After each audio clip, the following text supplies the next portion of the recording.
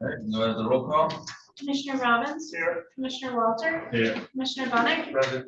Commissioner Weissel. Here. Commissioner Campbell. Present. Commissioner Elguyer. Chairman Yoder. Here. All present. Thank you. Next up, we have approval of the agenda. Any late additions or deletions?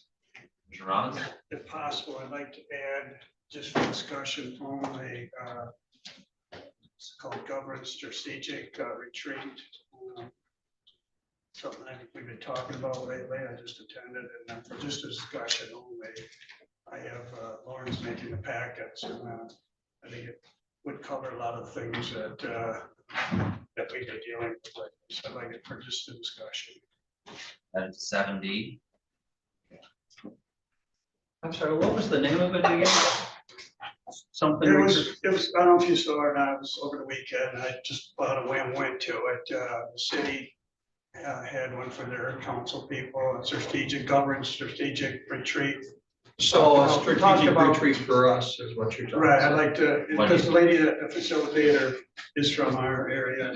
We'll talk about it. What do you want to call it? Just on the agenda? Governance strategic, Governance strategic retreat. yes. No.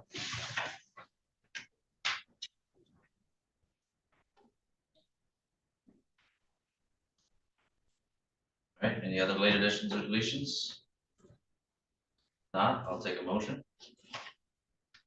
We accept the agendas and then Second, Moved and supported, discussion? Not, all in favor of the motion, say aye. Aye. All opposed, say nay. Carried 7-0. Next up, we have any declarations of conflicts of interest? Do we have any commissioners here that have conflict with items on the agenda today? All right, not, we'll move on to communications. We got an update from our administrator.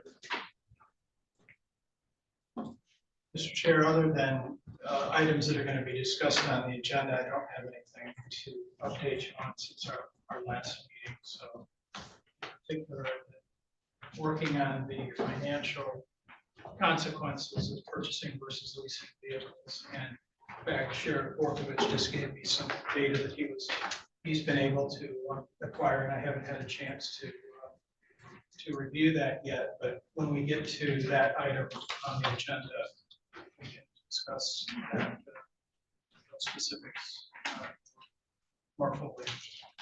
No.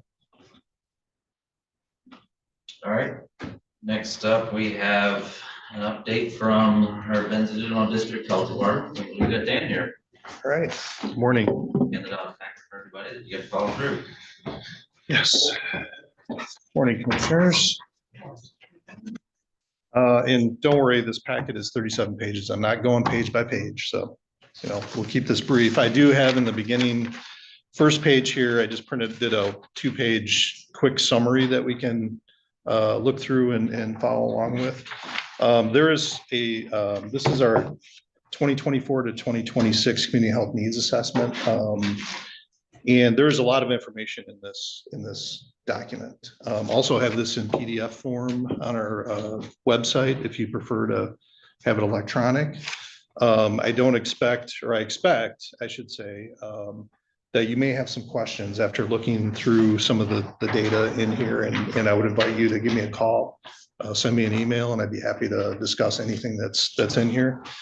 But just, really quickly, just give you a little background too. Our community health needs assessment effort is called MyThrive. And there's a website dedicated to that. We have a data platform. You can actually go into the website and go on the data platform. Anybody can, right? And you can play around with the data. You can ask for different reports, and it drills down to even like the zip code level. So if you're looking for a particular set of information, given the parameters that we collected data on, you can do that for yourself. Just another little quick background, health departments are required to do a community health needs assessment every 3 years. And also hospital systems are too. And so about 10, 12 years ago, we decided to partner, leverage resources. The 31 counties in northern lower Michigan partnered on this effort, and it's been a great success because we all were very siloed in doing this work separately. And it's always better to collaborate and do this type of work together, especially with our hospital system partners and whatnot. So it's been a successful endeavor. So really, like I said, this is a regional collaborative assessment. We do this every 3 years. And this community health needs assessment combines data and community voice to identify priority health issues in our area.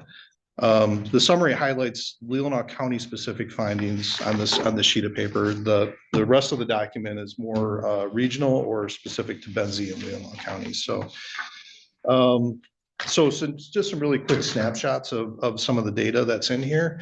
Approximately 33% of the residents are 65 or older, and that is well above the Michigan average. Not a big surprise probably for a lot of you. Rural geography affects workforce availability, service access, and transportation. And most of the census tracts show low to moderate vulnerability, which is good, with pockets of higher vulnerability in western and northeastern Leelanau County.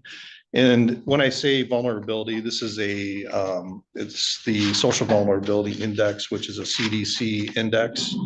And it has things like poverty, unemployment, housing cost burden, household characteristics, meaning age, people that are 65 and older, that affects that vulnerability index. So there's like 15 different factors that go into that. But most of the county is in a very low to moderate, which is good. 12% of the folks in our county are disabled, compared to 10.3% in the whole state average. So that's a little bit higher. Maybe goes along with the higher age population. How this assessment was conducted. So we do a community status assessment where we're looking at 200 plus indicators on health outcomes and social determinants. And that's really just pulling what we call secondary data from data sources, trusted data sources. We do a community survey, so we get resident input on quality of life and priorities. And then we have a community partner assessment, meaning organizational capacity and gaps from different organizations within the county that do work within the county. So there are resident quotes, asset mapping, and something called photo voice too, where people submit photos and kind of add some voice to that as well. And so what do residents say? What do they say that they need to thrive in Leelanau County? Clean air, water, and land, safe, affordable housing, high quality medical care, and a living wage jobs and economic stability. And again, this confirms what we know a lot of this. So we've talked about it quite frequently. But I will say, having this data in a scientific assessment that has been done, and this is nothing new over the past several years, a lot of the same information. It allows community organizations, governmental entities, if they want to apply for a grant, this backs them up to address some of these things. This data backs them up. They can use that when they are submitting for a grant or looking for funding, to say, hey, we have this issue. This has been, we all know we have this issue, but this has been identified in this assessment. So some of the priority areas where we've found issues that are identified, the top 3 are access to healthcare, mental health, and then economic security. Leelanau County has, going back to access to healthcare, Leelanau County has 44 primary care providers per 100,000 residents. This is a rate. And this is far below the state average of 78. And some of the specifics for primary care providers in Leelanau County, for instance, it's 2,500 roughly residents to 1 for primary care providers, where Michigan is 1,200, approximately 1,200 to 1. And then you can see the data that I have listed there. One that's fairly stark is the mental health providers, which is in the number 2 priority assessment, is that we only have we have a rate of 1,350 to 1, whereas Michigan is 270 to 1, which is pretty stark difference. So, given that data, residents report difficulty accessing behavioral health services, not surprising, right? So this is an area to work on. Challenges also intersect with aging, caregiving, housing, economic stress. I mean, those are all stressors that affect people's mental health. Economic security is the third prioritized issue. Lack of affordable housing, living wage jobs is the most frequently cited issue. And economic stress directly impacts health. We know that. And workforce retention as well. So what do we have? Community assets. Well, we know, I mean, we have a strong natural environment supporting physical and mental health. That's great. We have lots of hiking trails, outdoor activity opportunities. That is excellent. When you're talking about things that engage people as far as, doing healthy activities.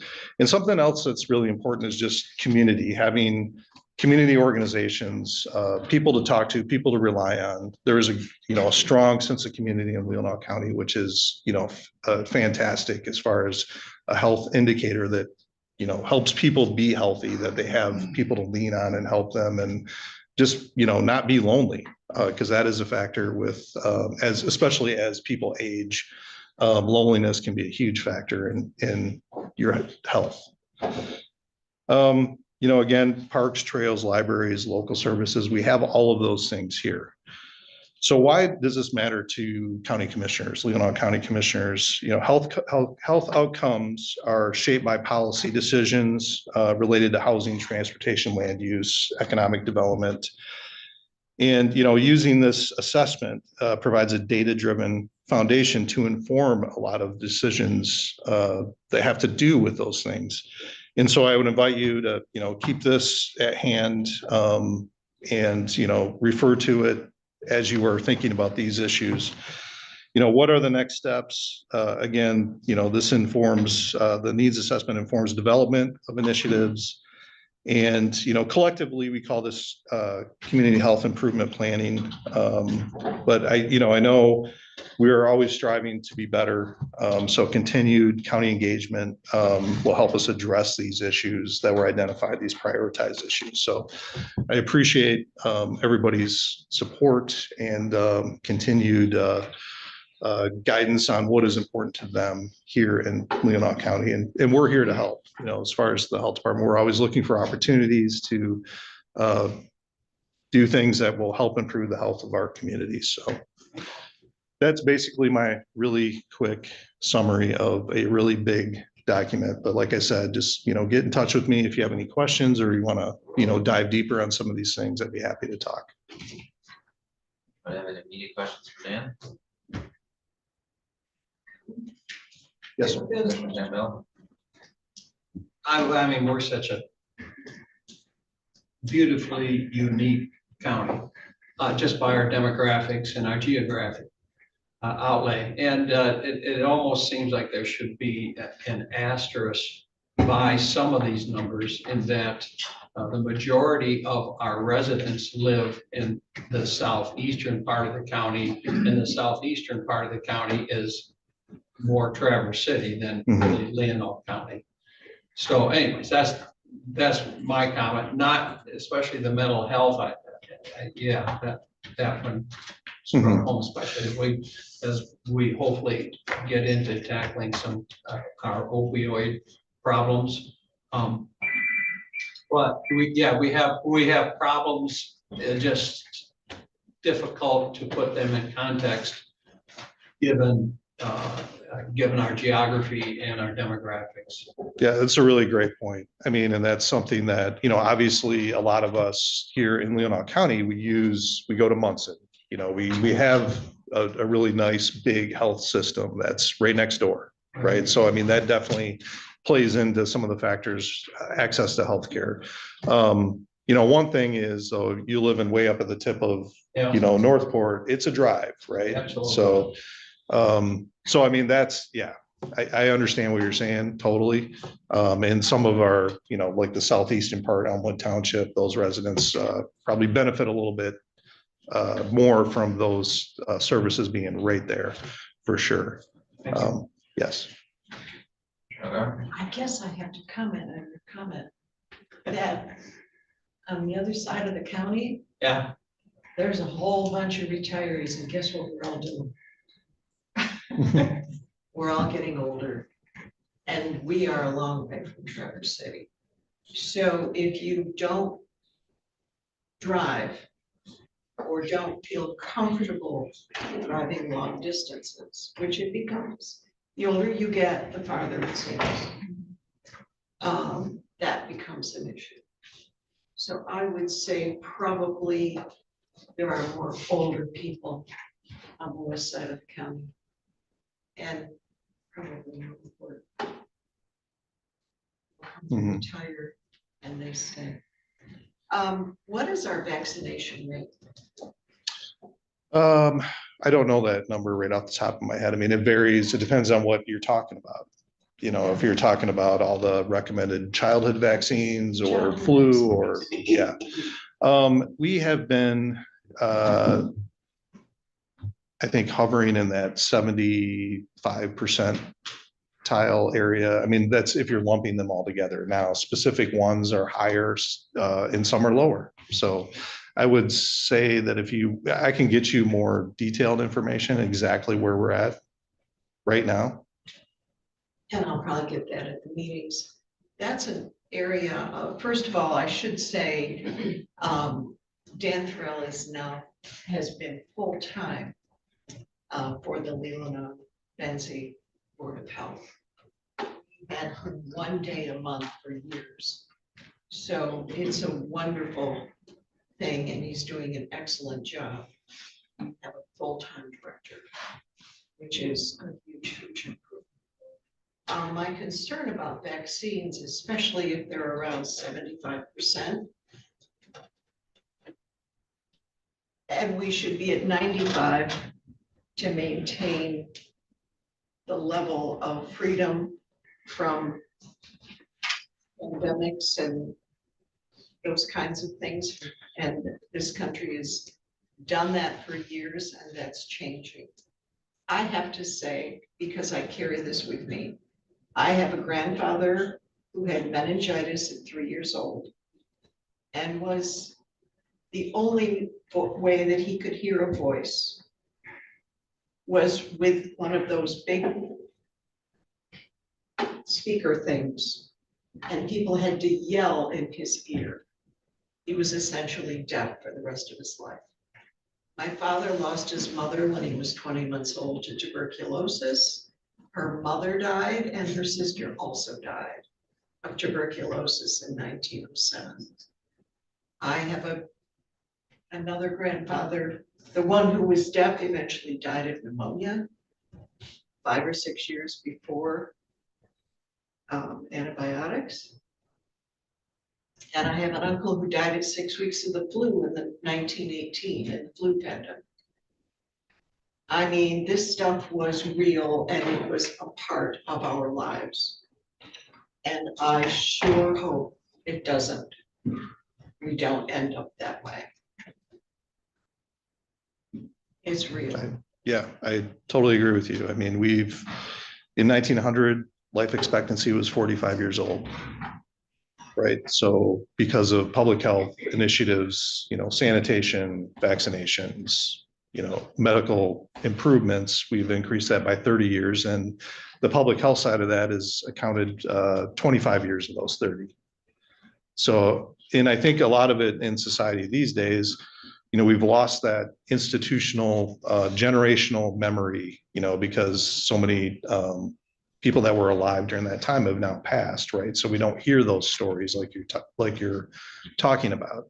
But I will say, all you have to do is go into a local cemetery and you can see how many, young children are lying there from that time period.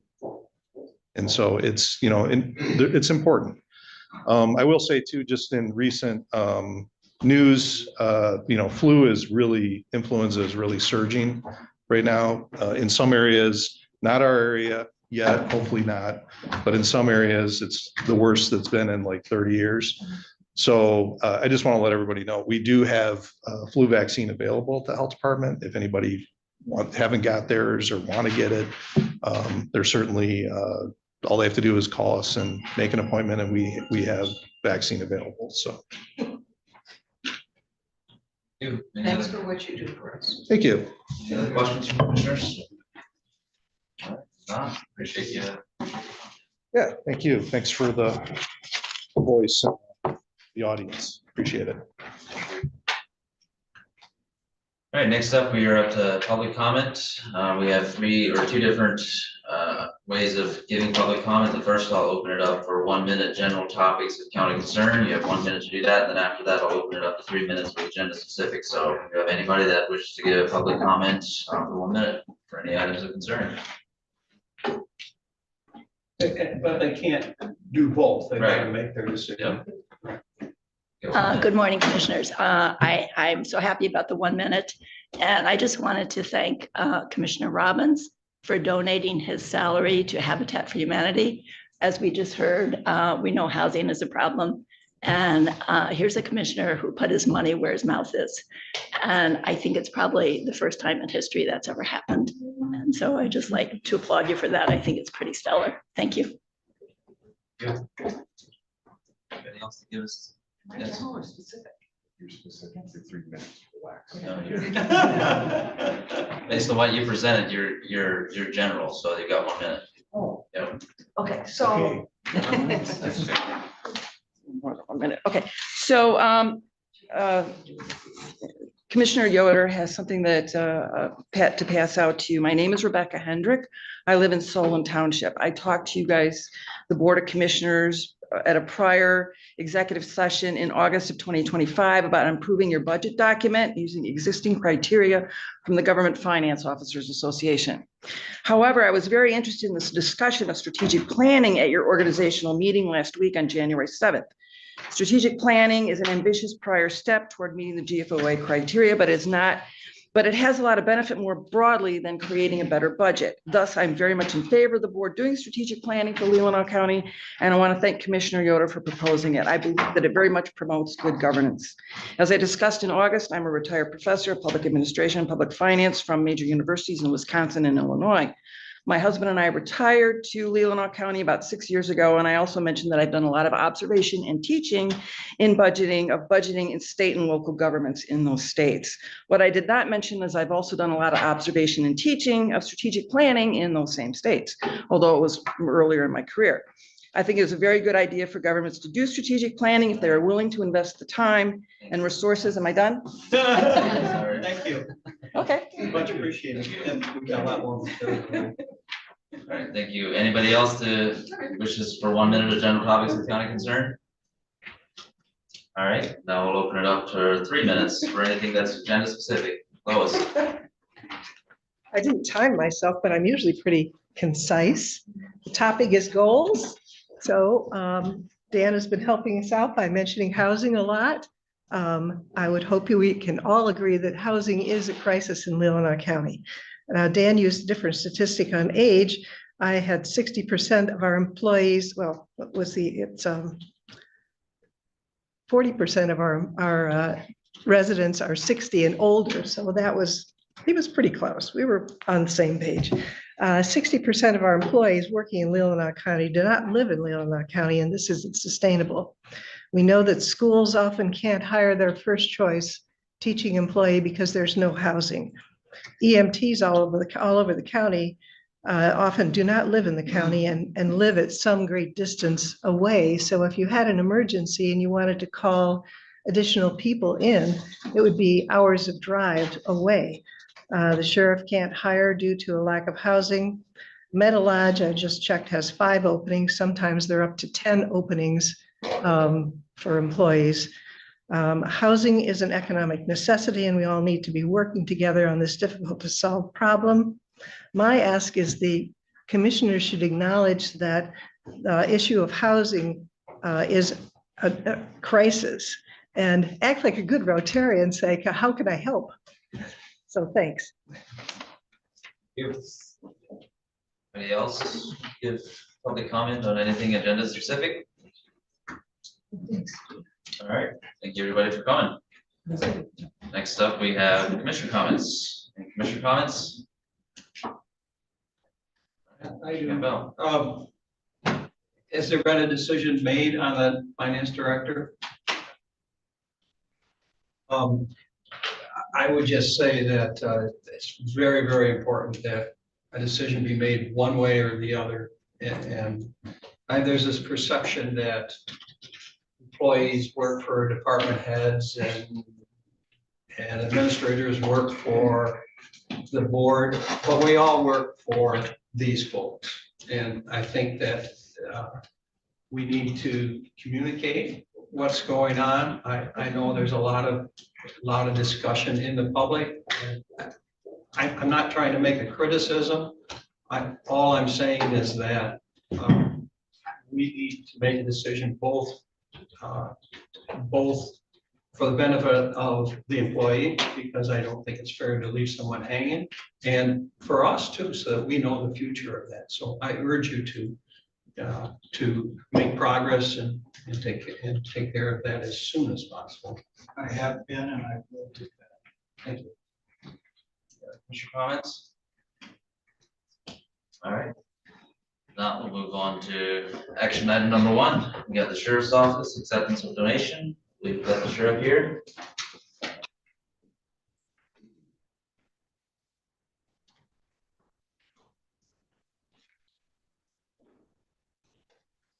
Morning, everyone. Well, we recently had a individual from the county send us a $5,000 check. Thank you for your service. Appreciate your good work, and that sort of thing. And we want to deposit that in our sheriff's general fund for unknown needs as the year approaches.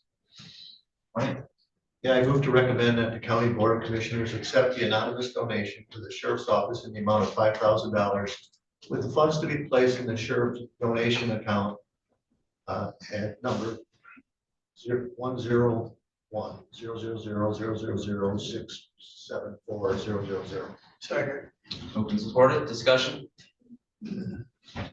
Not, all in favor of the motion, say aye. Aye. All opposed, say nay.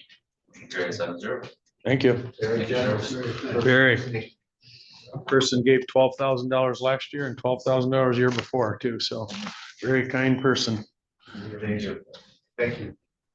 All right, item number 2, we have emergency management. I believe we got Matt here. Good morning. All right, I've been working with AT&T for about a year to update their equipment on our central tower. We do have an agreement on the language for the amendment to the lease. It does include a slight increase in monthly payments.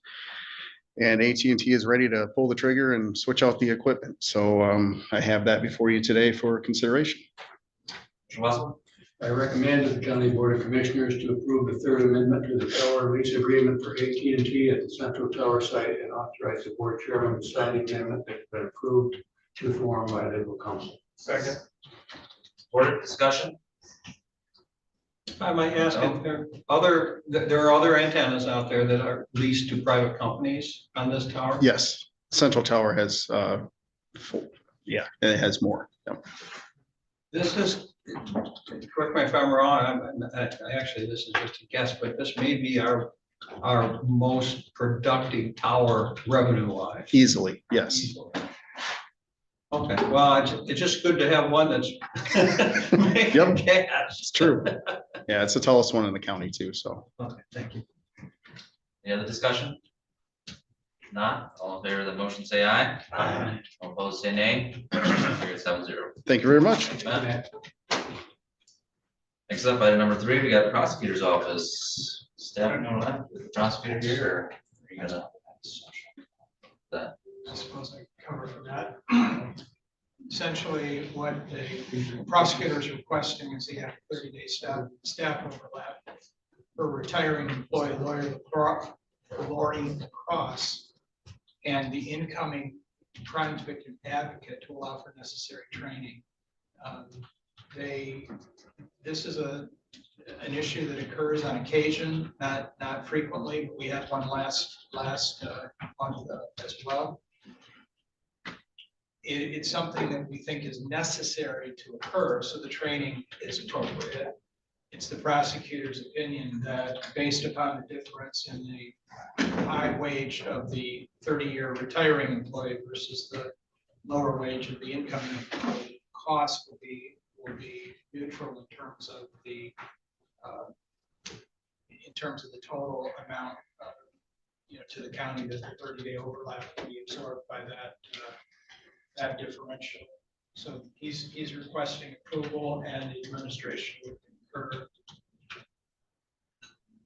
Commissioner Walter, I move the board allow the 30-day overlap employment both Lori Lacrosse and income friendly advocate to allow for necessary training. Second. supported, discussion, Commissioner Bunny? Yeah, I guess, are you saying that this is gonna be budget neutral for the prosecuting office? Is that what? I don't have dollars to say that, but it is the prosecutor who is just walked in the meeting. Good morning. It is his opinion that it will be budget neutral based upon the difference in the two wages, that we'll have a lower wage for a longer period, almost an entire year, a lower wage than what was budgeted for, and it'll more than absorb the additional cost. And it's important too, because as a victim's advocate, there are statutory and constitutional obligations. It's just not a matter of picking up the phone. So there is some overlap, and I think it's important for a transition that it be allowed. So I appreciate it. Yeah, I think it is too, and I think that's what we normally do pretty much any position. We'd rather have to train than, make mistakes. And we've had, I will say, we've had some good responses, and so it's gonna be okay. Life goes on. Do you know the difference from, the first scale to the lowest scale? I think Lori's up to over 30 something an hour, and I think the scale here, the lowest scale is 24 something, but the people we are interviewing, I think because of their experience, would probably be closer to maybe 27. So if it gets to be not, budget neutral, then. But I'm not gonna bankrupt the county, and you know what, You just have to be notified, make sure that we get it straightened out. No, agreed. But again, there is I think we'll be okay, because the period of time is just a month, and Right. the rest- once then there's- Lori leaves, then we'll start realizing the savings on the other end. Thank you. Assuming there would be a $3 pay differential, that's approximately $6,000, which would be less than the for that position on wage continuation. The other thing that I would say is this, I was not aware that this issue comes up on occasion. And since that time, I've been looking at alternative ways to budget for this kind of thing. Since it does happen on occasion, it ought to be addressed in the budget. We'll look for a way to do that in 2027. This would be an appropriate time to thank Lori for her service, and I'm sure glad that the two person is going to have some time to work with her. And I'm sad to say just before Christmas, Gunther, the service animal passed away. It was really kind of sudden. How old is Gunther? I want to say maybe 12, 13. It really a cool dog. I remember he was he didn't testify, but he helped a witness in a criminal sexual conduct trial. He sat right at her feet, and he was chewing on a bear claw. She brought a bear claw with her, and he was chewing on it. Is there plans to replace? Was it a Lori thing, or is it? I don't know. We've been talking to our new victims advocates about it, and whether that's something we'll go forward or not. I would like to, because if nothing else, it's nice to have, again, when you're meeting people, but we'll cross that bridge later. Discussion, Commissioner Algar? When I was reading what she does, which is important and pretty incredible, there's no degree in psychology or social work. Well, Lori, she started this job on the ground level. She started as a volunteer. She was at NMC studying criminal justice. And she met with Denise Schmuckel, who was a victims advocate in Grand Traverse County for almost forever. And she came out to Leelanau County and started as a volunteer, and then really built the whole program to what it is today. That's Lori Lacrosse. So her function to be not only the victims advocate, but the liaison between family court for our abuse, neglect, and our juvenile delinquency. She helps with our truancy, that we have a program, we work with the family court, and probably most significantly, she's out in the community all the time doing stuff. So that's the type of replacement we're looking for. We're not gonna be able to replace her completely, but we're looking for that engagement in the community, which is important. And in particular, I talked to some of our new applicants about really reaching out to senior services and recognizing that a great number of our citizens now are seniors that are subject to scams and all sorts of things. So there's all sorts of things we can do in the future. And I'm excited about it. Any other discussion? All right, not all in favor of the motion, say aye. Aye. All opposed, say nay. Carried 7-0.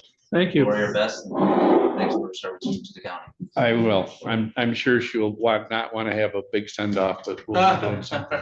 Sounds good. Thank you. All right, next up, we have registered deeds. We got Jennifer. Good morning. Good morning. Okay, so what I have before you is House Bill 51, 52 and 5153 that I'm asking for a resolution for us to support and send to the governor and our representatives to support this bill. Ultimately, what it is when, and what I've seen in the county is when someone goes into foreclosure, a sheriff's deed is recorded. A third party will come in and say, hey, if you give me this quitclaim deed for minimal amount of dollars, say $2,000, I've seen that, and sign your rights away. But I think a lot of times what they don't know they're doing is signing some of the rights that they have away by signing a quitclaim deed. And so then that third party will then go in, get that property redeemed, and then sell it for, say, $75,000 more than what they're losing it for. So what this bill does is put some laws into place that they need to make the homeowner aware that they are entitled to a redemption period, that they can occupy the home during the redemption period, and that they also have a right to the surplus funds. Then they will have to do like what they call a notice of rights, and it'll have to get recorded in our office before they go any further to basically protect our people that are going through foreclosure and know their rights. And there's kind of been a loophole that a lot of people have come in and, well, third parties have come in and went through those loopholes for their personal gain. That basically sums up what this is. Money? Yeah, I would move to recommend that the Leelanau County Board of Commissioners stand in solidarity with the Leelanau County Registry of Deeds in support of House Bill 5152 and House Bill 5153. Stand up against the predatory practices that protect vulnerable property owners. Also, that the Board of Commissioners send a resolution in support of the above bills to the Speaker of the House of Representatives, Senate Majority Leader, and the Governor of the state of Michigan. Supported. Discussion. Campbell. As I mentioned before, I'm gonna vote no, not that I don't support these bills. It just, I don't know where it ends when we start supporting or not supporting bills in the legislature, because there are a lot of them there. And I appreciate your advocacy, and I know how much you care about folks who come in who have title questions and issues, and what a good job you do, your whole staff does of informing them. But in general, I just don't think that the county board should be getting involved in state legislative bills. So that's just my personal. Commissioner Wessel. Well, and no surprise, I'm going to support that because I think we have a responsibility to support what needs to be done in Lansing to support our residents. So thank you. Any other discussion? All right, or not? Do we need a roll call on that since this is a resolution? No, this is just a support. Yep. All right, all in favor of that motion, say aye. Aye. Opposed, say nay. Carried 7-1. Thank you. Thank you, Jennifer. All right, next up, we are up to item number 5, which is human resources. Item A, PA 152 health insurance exemption. So your governor, you didn't hear. She's not here, but if you can make sure she can be on the right items, I can certainly cover this one. As I think you may be aware, we have a self-insured health insurance program through the county. And the county pays 100% of that cost. It is not passed on at all to any of the employees. There is a statute in Michigan that limits the amount that a government can pay to its for healthcare. And there are two alternatives: either your plan is under the hard cap, which is described in the EDS before you, or the employees must share 20%, or you must exempt yourself from that requirement of the statute. And all you need to do by that statute is to pass a resolution. Fortunately, the motion says the attached resolution. When we published the packet, I had not yet received the draft resolution back from legal counsel. We do have it now, and I frankly just forgot to include it for you this morning. But it has been approved by legal counsel, and it simply says that you're opting out of that provision. The administration supports this move. This is something you've done for a number of years, actually since you've done it by implication, since you've had the the self-insured plan. The difference is we've generally always been below the hard cap. And in this instance, because we're very, very close to being above it, I thought it would be prudent. Well, we're close to being above it based upon what we projected would be our costs. They could be lower and we would be below, but because we don't know, and you have to take this action before you renew the health insurance plan. So we couldn't wait to see and then take the exemption. You have to do it now. So that's why we're proposing that you adopt the exemption permitted by Public Act 152 and approve the resolution as proposed. I move to recommend that the County Board of Commissioners approve to adopt the attached, the resolution soon to be attached for an annual exemption order as its choice of compliance under the 2011 Public Act 152 for this benefit plan year from February 2020 to February 2027. 26, 27. Supported. Discussion. Commissioner Bunny? Yeah, I guess for clarification, are you saying we might not hit the hard cap? It's possible. I think it's unreasonable to think we won't. Okay. Because but that's why we need it, regardless of whether we do or yes. don't, let's do it for safety reasons. Yes, exactly. Based upon projections, I think we're going to be very close, and it will depend on claims that we receive. And as you heard at our last special meeting, we budgeted 2.6 million, and our consultants have told us that the best that they can tell us with any degree of certainty is that we may be at $2.85 million. It's possible that'll be less. It's possible it will be more. I've said all along that $2.6 million plus or minus 10% would be what we can expect for the 2026 plan year. So yes, I think it's reasonable to say that we would exceed the cap, and I think we ought to take this as a precautionary measure. Further discussion? All right. All right, that is a resolution, so we got to do a roll call on that. You'll do them all at the regular session, Oh, Yeah. no, all right. because it'll be under consent if it's 7-0. Yeah. We'll do that. All in favor of that motion, say aye. Aye. All opposed, say nay. Motion carried 7-0. All right, next up, we've got the HRM cap grant application. Jen?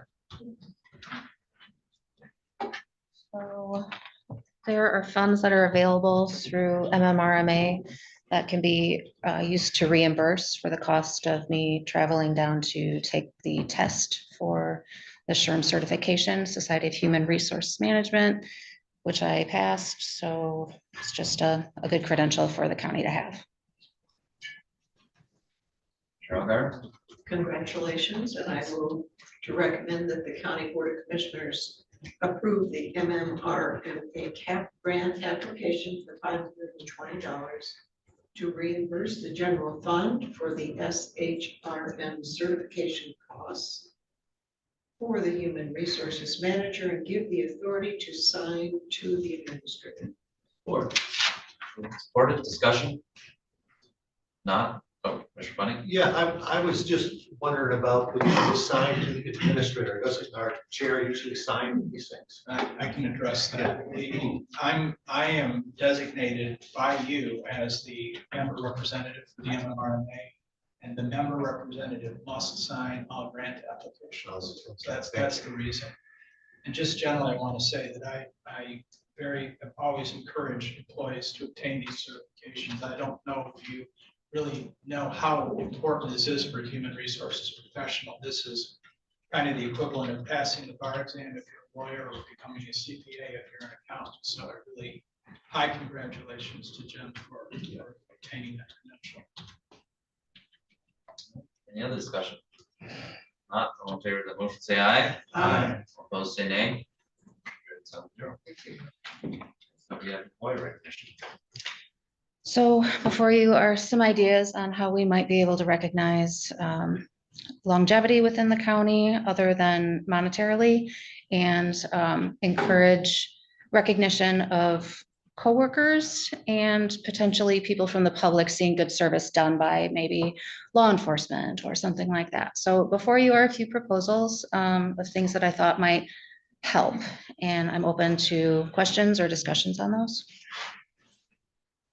Cheryl Garrett, I move to recommend that the County Board of Commissioners allow the Human Resources Manager with direction from the administrator to implement the above suggestions for employee recognition. support. Supported, discussion? Mr. Bunny? Yeah, I would be in favor of number 2, but I'm opposed to 1 and 3. So I would make the amendment that we do number 2 and eliminate 1 and 3.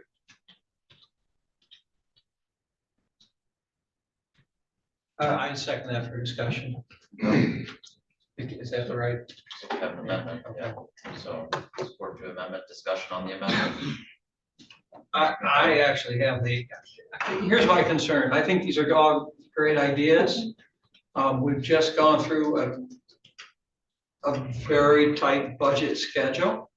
With a big question mark hanging out there as far as where our healthcare will come in, and you have a one-person department, basically. And I don't want to get in a position where we have to create a two-person department at this particular time. So I'm worried that in a year, if we put these other responsibilities upon you, that it overwhelms you, and not that you're not efficient and do a great job, but I just don't want the county to be in a position that we have to hire someone and at a time when frankly, there's some serious questions about our future financial condition. So that's why number 2 was the one that kind of struck me, because I'm a little familiar about putting together these types of things, and they take a lot of time. Mm. What are your thoughts? Is this something you can fit into your schedule? Potentially with the help of, Lauren, we had some internal discussion on, are you talking about the newsletter? That one? I guess all Okay. 3 in general, but I Okay. just look at the newsletter as one that can, depending how it's done, can really eat up a few days. It could. I have seen some success in the past of having coworkers complimenting each other and then having it go like throughout the whole building. So what we would recognize in our office, maybe compliment at that time, other people aren't going to recognize. And it shows support across units of government, and I think it's important. Is it going to be too much to take on? I don't think so. Otherwise, I wouldn't have recommended it.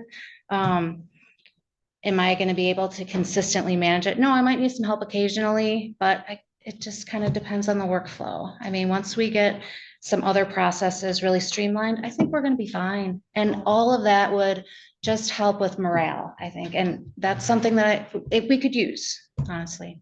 Okay. That was my only Concern. drawback, so. I was just gonna say, in other counties that I'm familiar with, those that I've worked at, those that I've represented, oftentimes those kind of newsletters are actually prepared by a group of employees. You know, that one department will contribute something, another department will contribute something. And then the HR team usually coordinates that. So if we were to go in this direction, you know, permit us to go in this direction, I think we can find a way to do it without disrupting anybody's workflow. Of course, if it does, we have a problem, we have to resolve that. I think we can. Commissioner Bunny? Yeah, the reason that I picked number 2, I saw these as suggestions, as her motion has here. So I thought of the 3, 2 would give, actually kind of covered the other 2.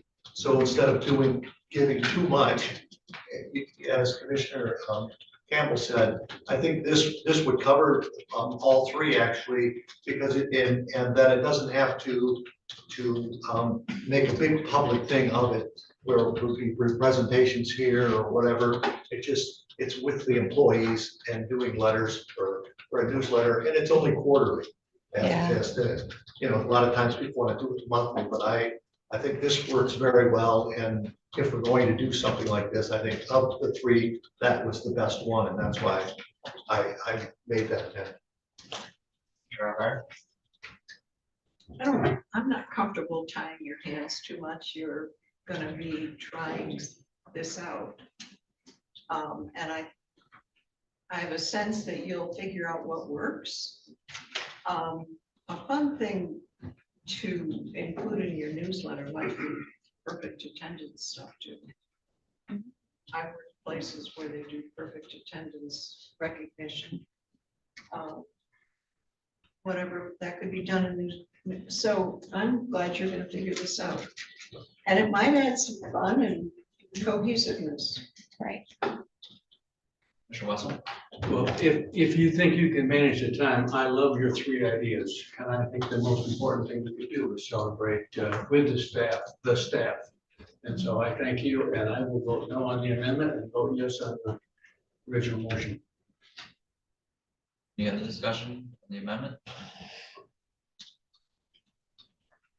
No, I agree with Commissioner Wessel. I think all 3 are absolutely and doable. So I'll vote no on this amendment. Any other discussions on the amendment? All right, on the amendment, all those in favor of the amendment say aye. Aye. Opposed, say nay. Nay. All right, motion fails 1-6. So now we're back to the original motion, discussion on the original motion. Aye. Oh, we didn't have to say I just wanted to see if you had some comments. All right. Amended motion. So I move to recommend the county board. No, we already got, we have a motion on the table. I was just asking for some discussion. If you had discussion on the original motion. Wait a minute. I have the same discussion. one with minute. I. Oh. Gotcha, I'm All sorry. right, we'll go to vote. All those in favor of the original motion say aye. Aye. All opposed, say nay. Nay. Motion carries 6-1. Have fun with that. Okay, I'll try. All right, next up, we have item number D, which is a manpower contract. So the proposal is to have a contract in place with Manpower who does professional job hiring. So they have a temp source of candidates, so they can fill in for short-term needs. So if we have someone who's off on FMLA for up to 12 weeks, sometimes that puts a pretty big burden on an individual department if we can't fill it using our temporary staff, which we sometimes can. So first off, we would use the staff that we have had in the past. They're just temporary office assistants. But recently, one of the elected officials had asked if we might be able to provide a more permanent solution for at least short term, right? So somebody who could be there 5 days a week for 12 weeks. This would be an option of places to go that would do the vetting for us and a lot of the behind the scenes paperwork. So basically they would just come, work and leave, and there wouldn't be any other additional burden on the county.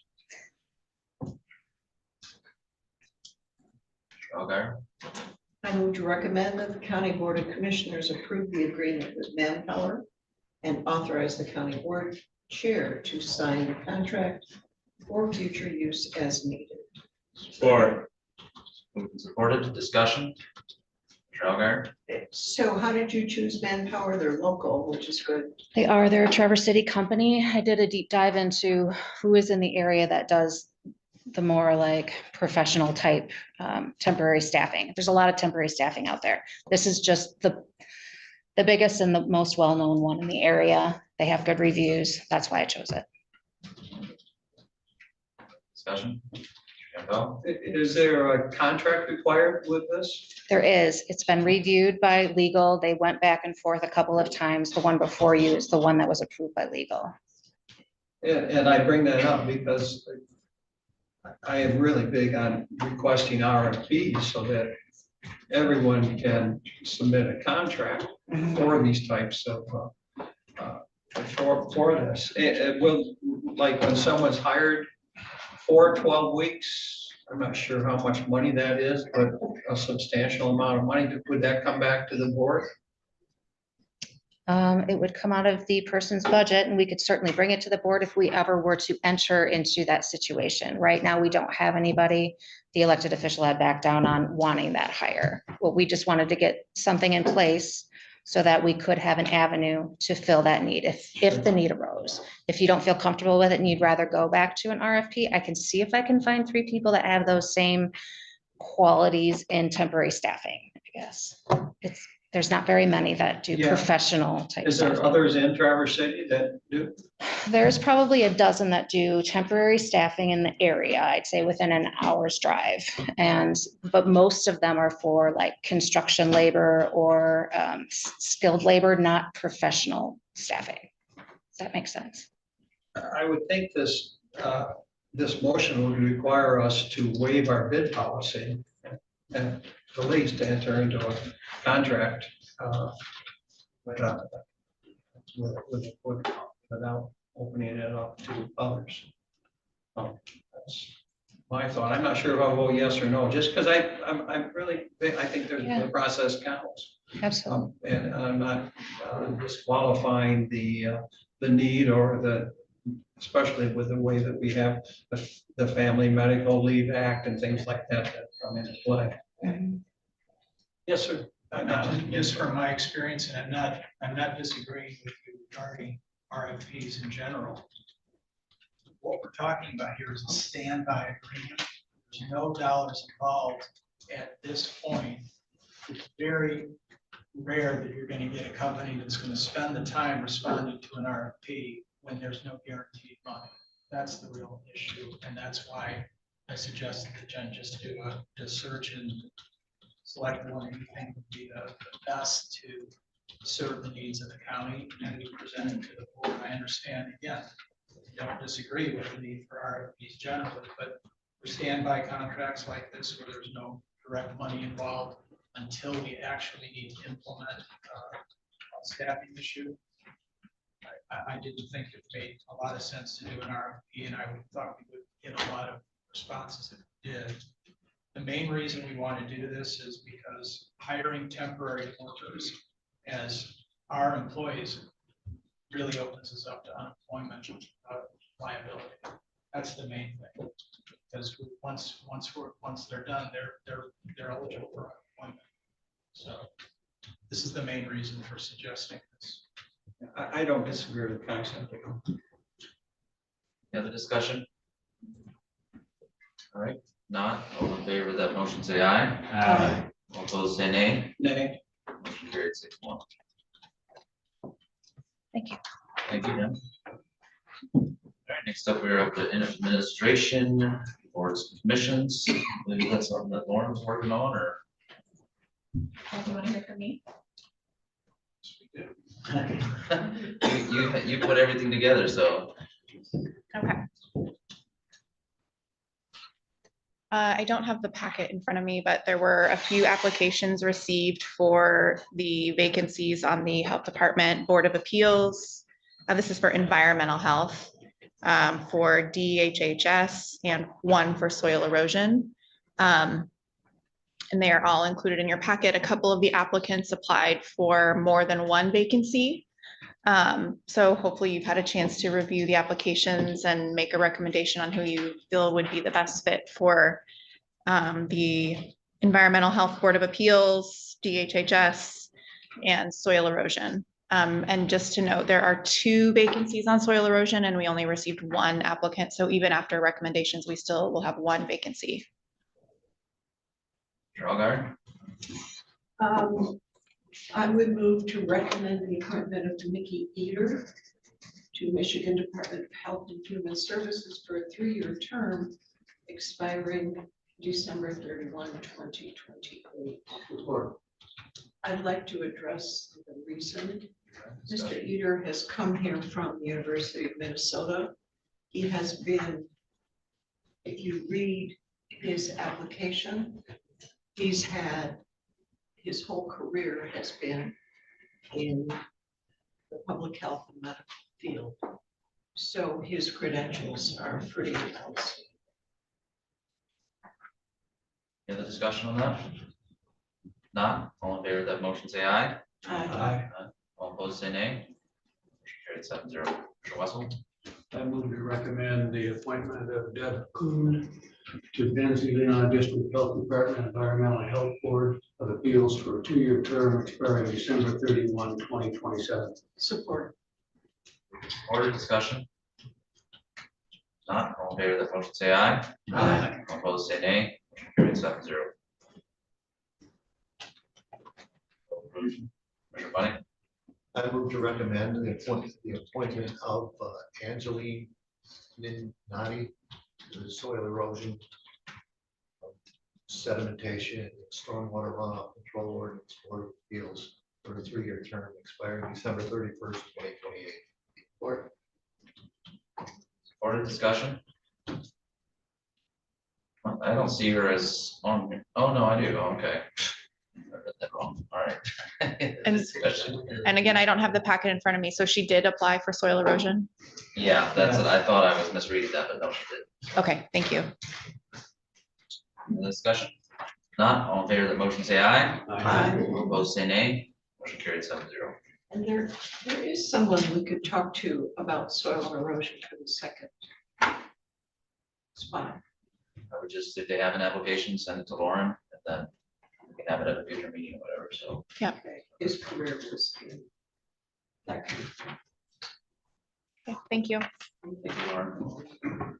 I might just add, we are really blessed to have folks who sign up for these. Angelina, she says, I desire to learn and assist in our beautiful Leelanau County. And it always amazes me, if you will, the volunteerism that we have within our older and younger populations, but especially our older populations. And I would add that Deb Kuhn is here in the audience, and thank her for the same reason. Her application, she said she wants to be involved. Thank you. Thank you, Deb. All right, thank you. With that, we'll move on to 6B, printer purchase. We'll stay up here. Yeah. Okay, so this is a proposal for a new printer, copier, fax for emergency management dispatch. They have been limping along without a fax machine for quite some time.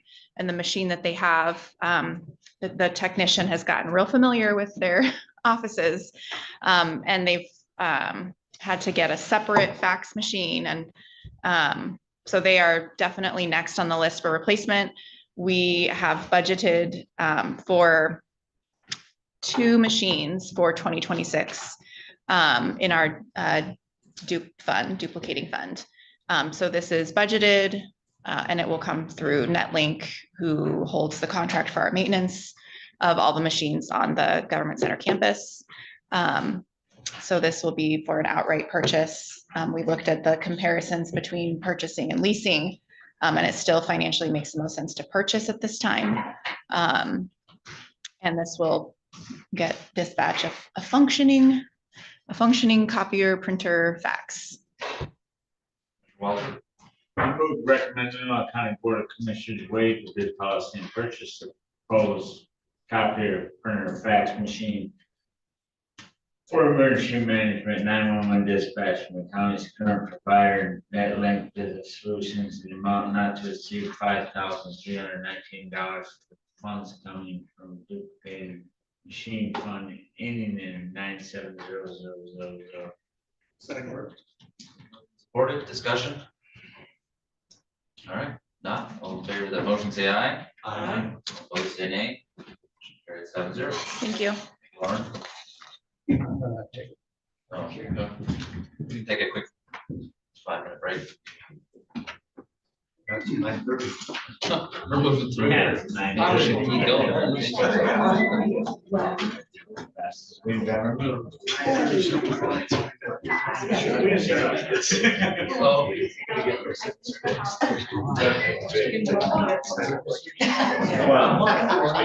Well, we're at. You know what? How do we get?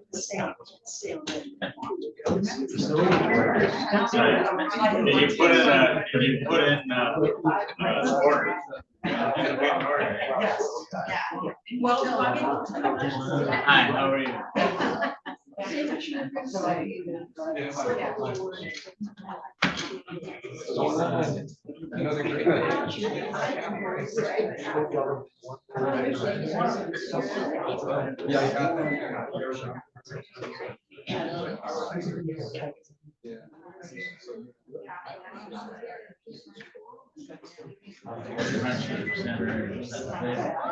Tomorrow.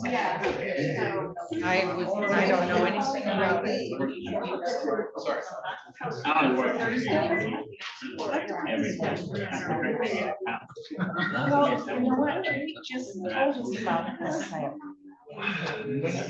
And we already had this all set up. Yeah, but it was already set up on Monday. Well, yes.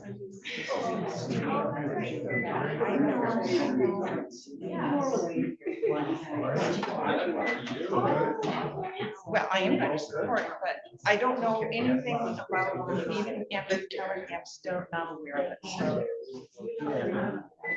No, I don't. I am, but I don't. Start drinking coffee way too early. It's something in your eyes. I'm like, I know. That was recent. So that little yellow glint, I gotta go. I might be You know what we got? thinking not. Damn it, we were first.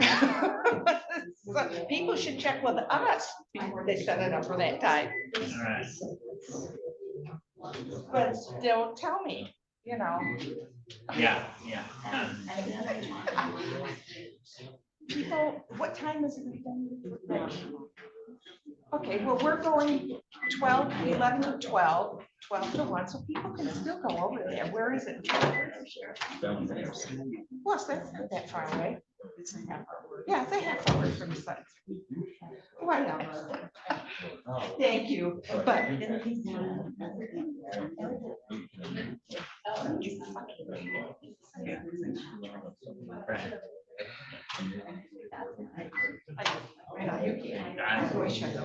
Cool. Yeah. Yeah,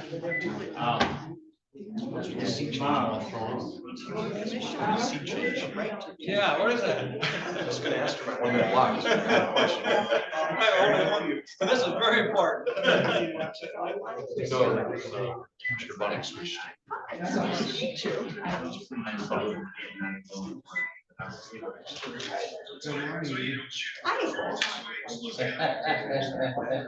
Oh, I did. Yeah, I haven't made a decision yet. When is it, next week? Oh, is it? Okay. And I will be at 7 Township at 6:30. I was thinking. How you doing today? It was nice of you guys, but how's the response been? Has it? Maybe. Oh. Both together.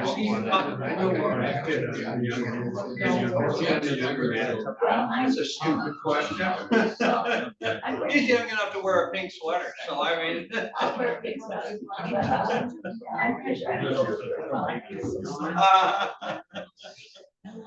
No, believe me, that sounds much more inviting. You guys probably have food, don't you? Yeah. Yeah. And Leelanau Township last night, this, tomorrow night, Central. I've never had them. Thursday is something. One of the reasons. Wednesday, tomorrow, I can park too. Yeah. This week is like. It is. Gonna do another one? Okay. I don't like.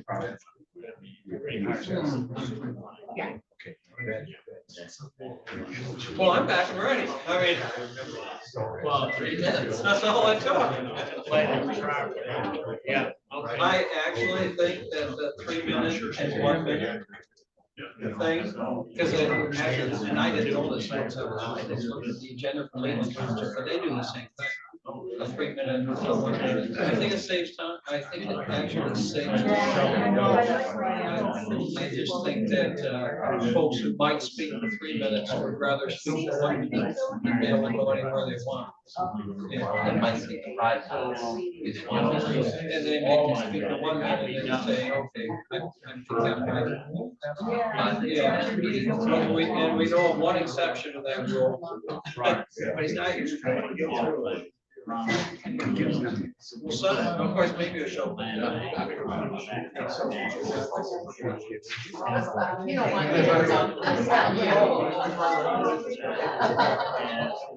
it won't be all the time.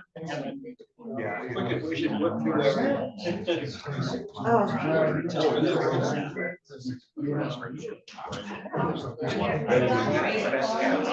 it's, like I was saying, it's just it's so difficult to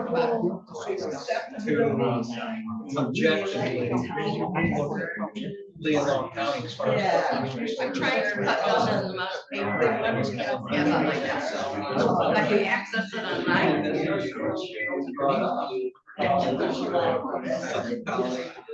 That big lake screws everything up too.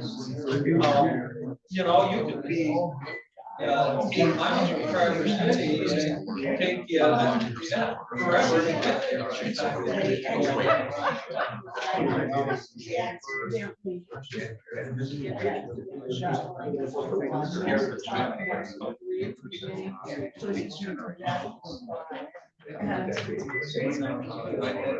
It's gonna be a struggle financially or just as far as trying to still waiting for this year. I mean, one says, especially with the cancer center, just on top of her heart. It's very much. Don't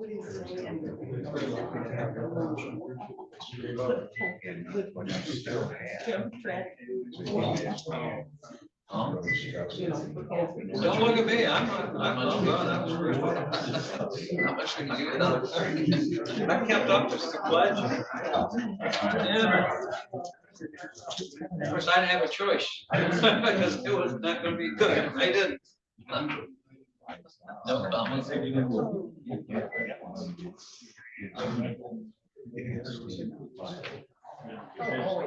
talk about if they step up, housing for one mic action.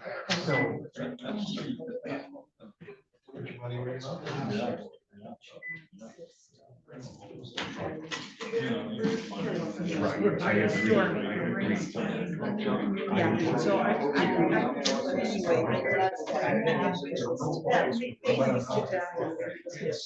Always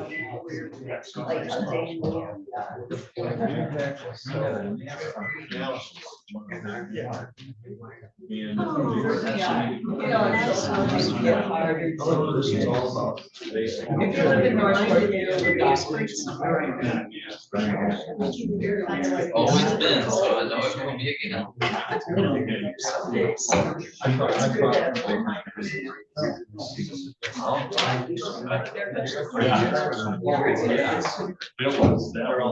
Yeah. Because I came in from the college.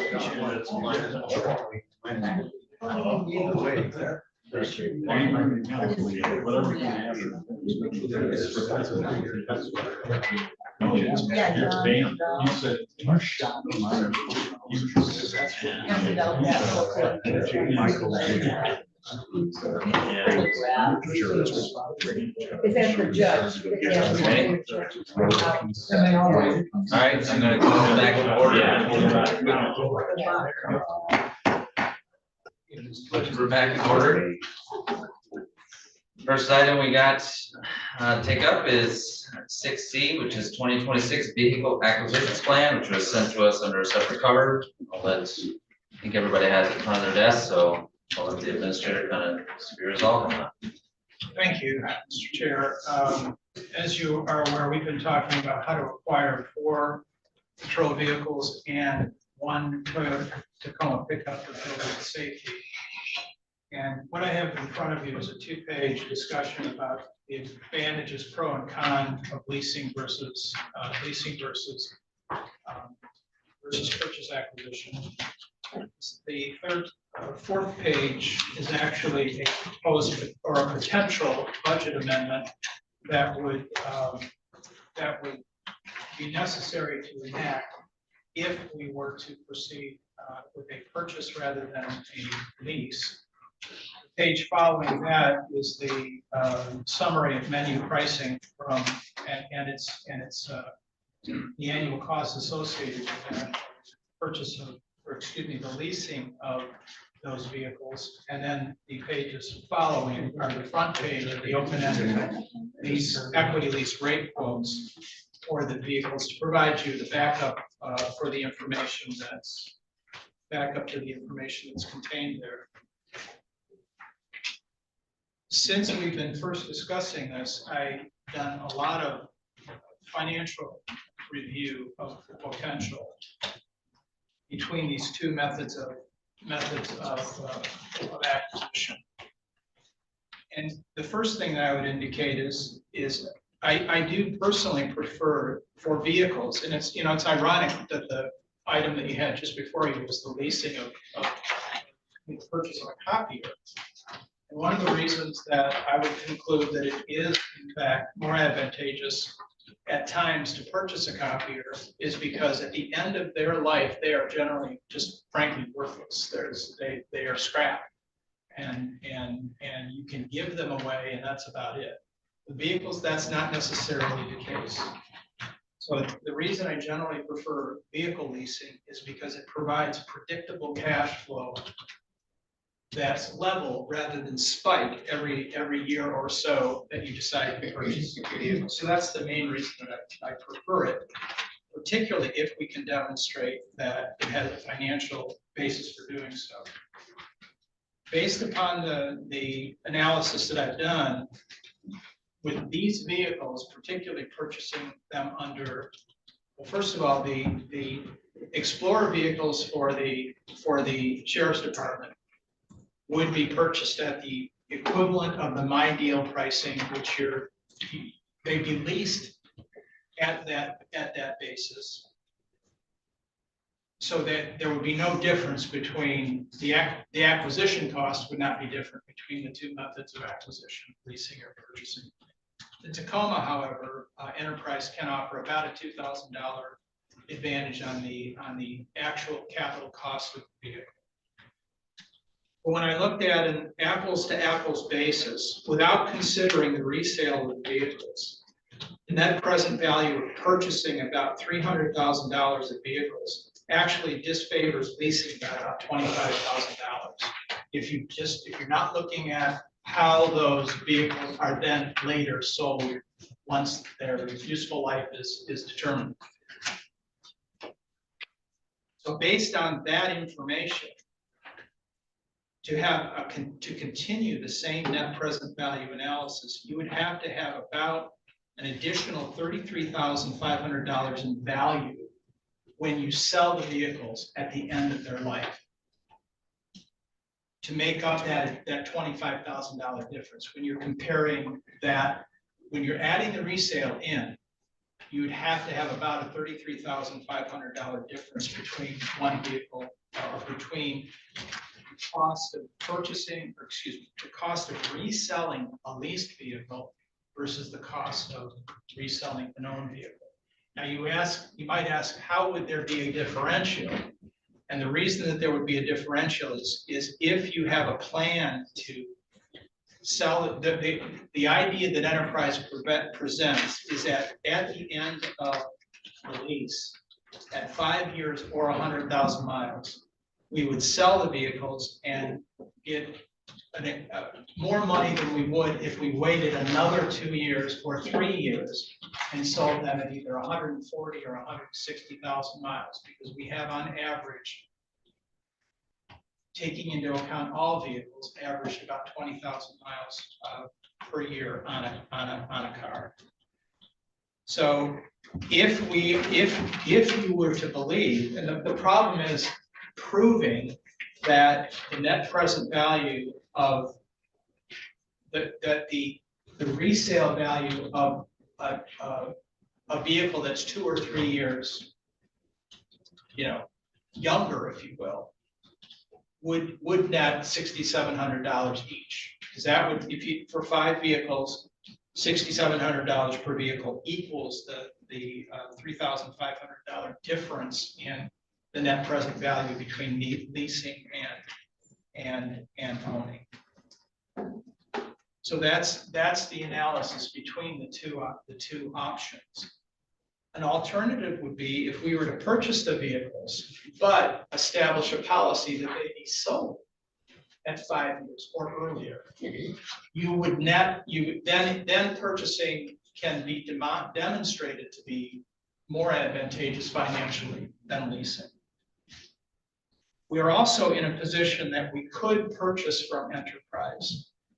To do that, you would have to purchase it in the form of a fully paid, open-ended equity lease, just like we're talking about. The only difference is we would pay it in advance, and at the end of 5 years, we would have their expertise and their ability to sell these vehicles in the marketplace. So those are some of the options that you have. We have looked, and if you look at the, what page is that?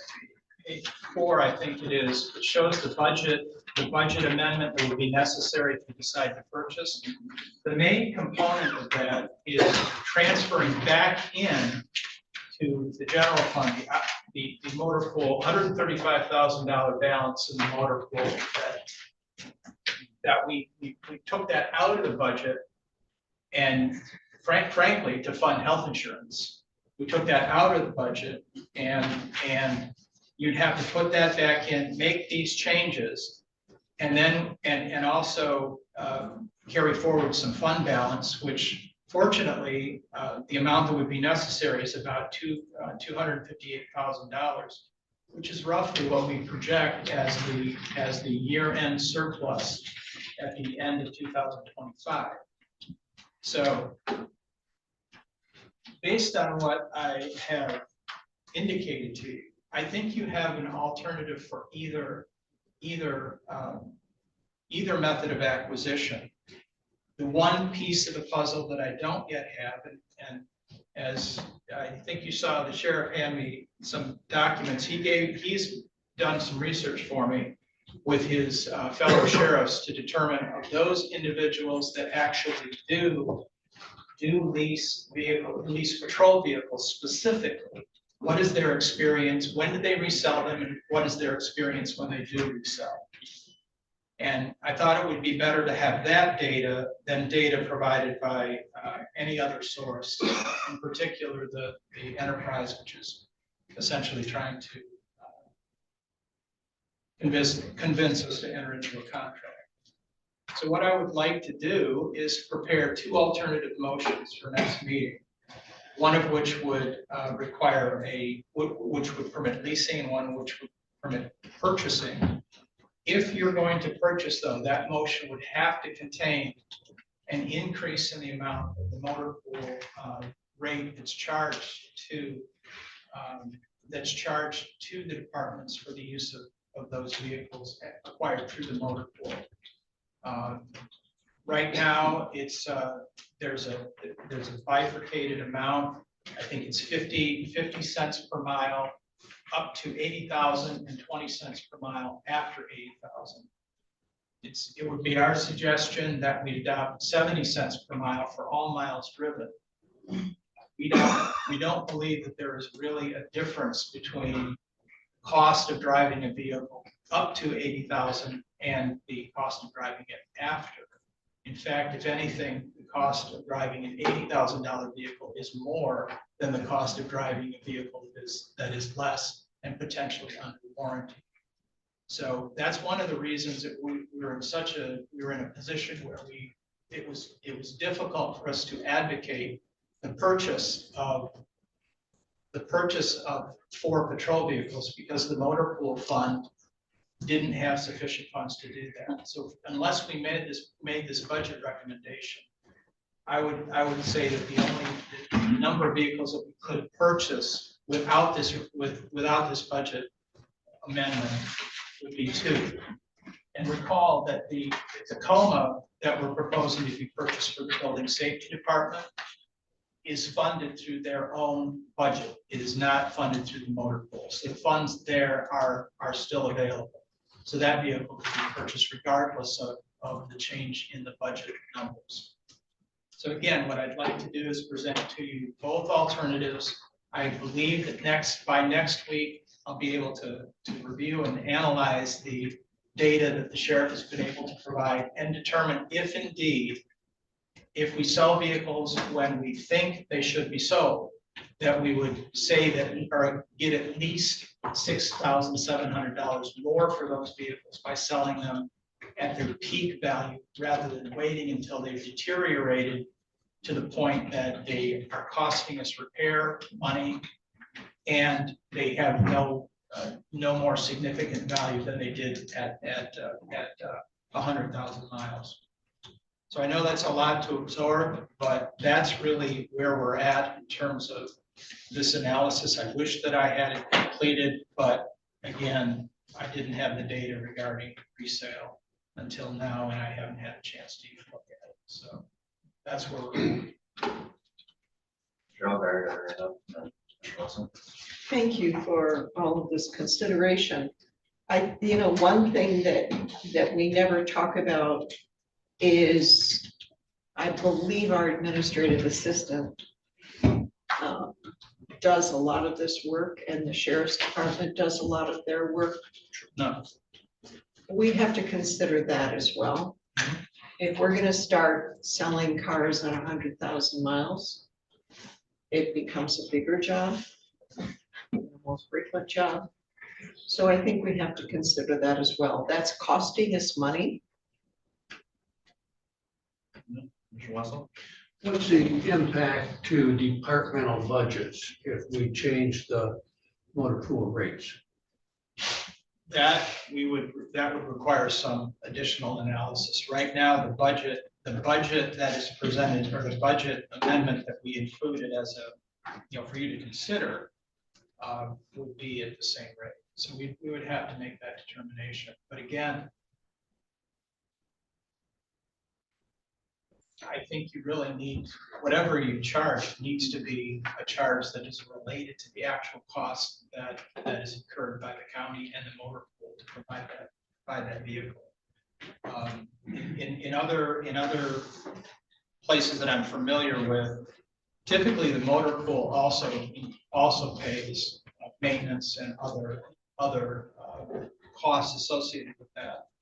And we don't do that. So it's a little bit difficult to do an apples to apples comparison on the cost of owning vehicles through a motor pool. But if we were to increase it, there would be a budget impact on the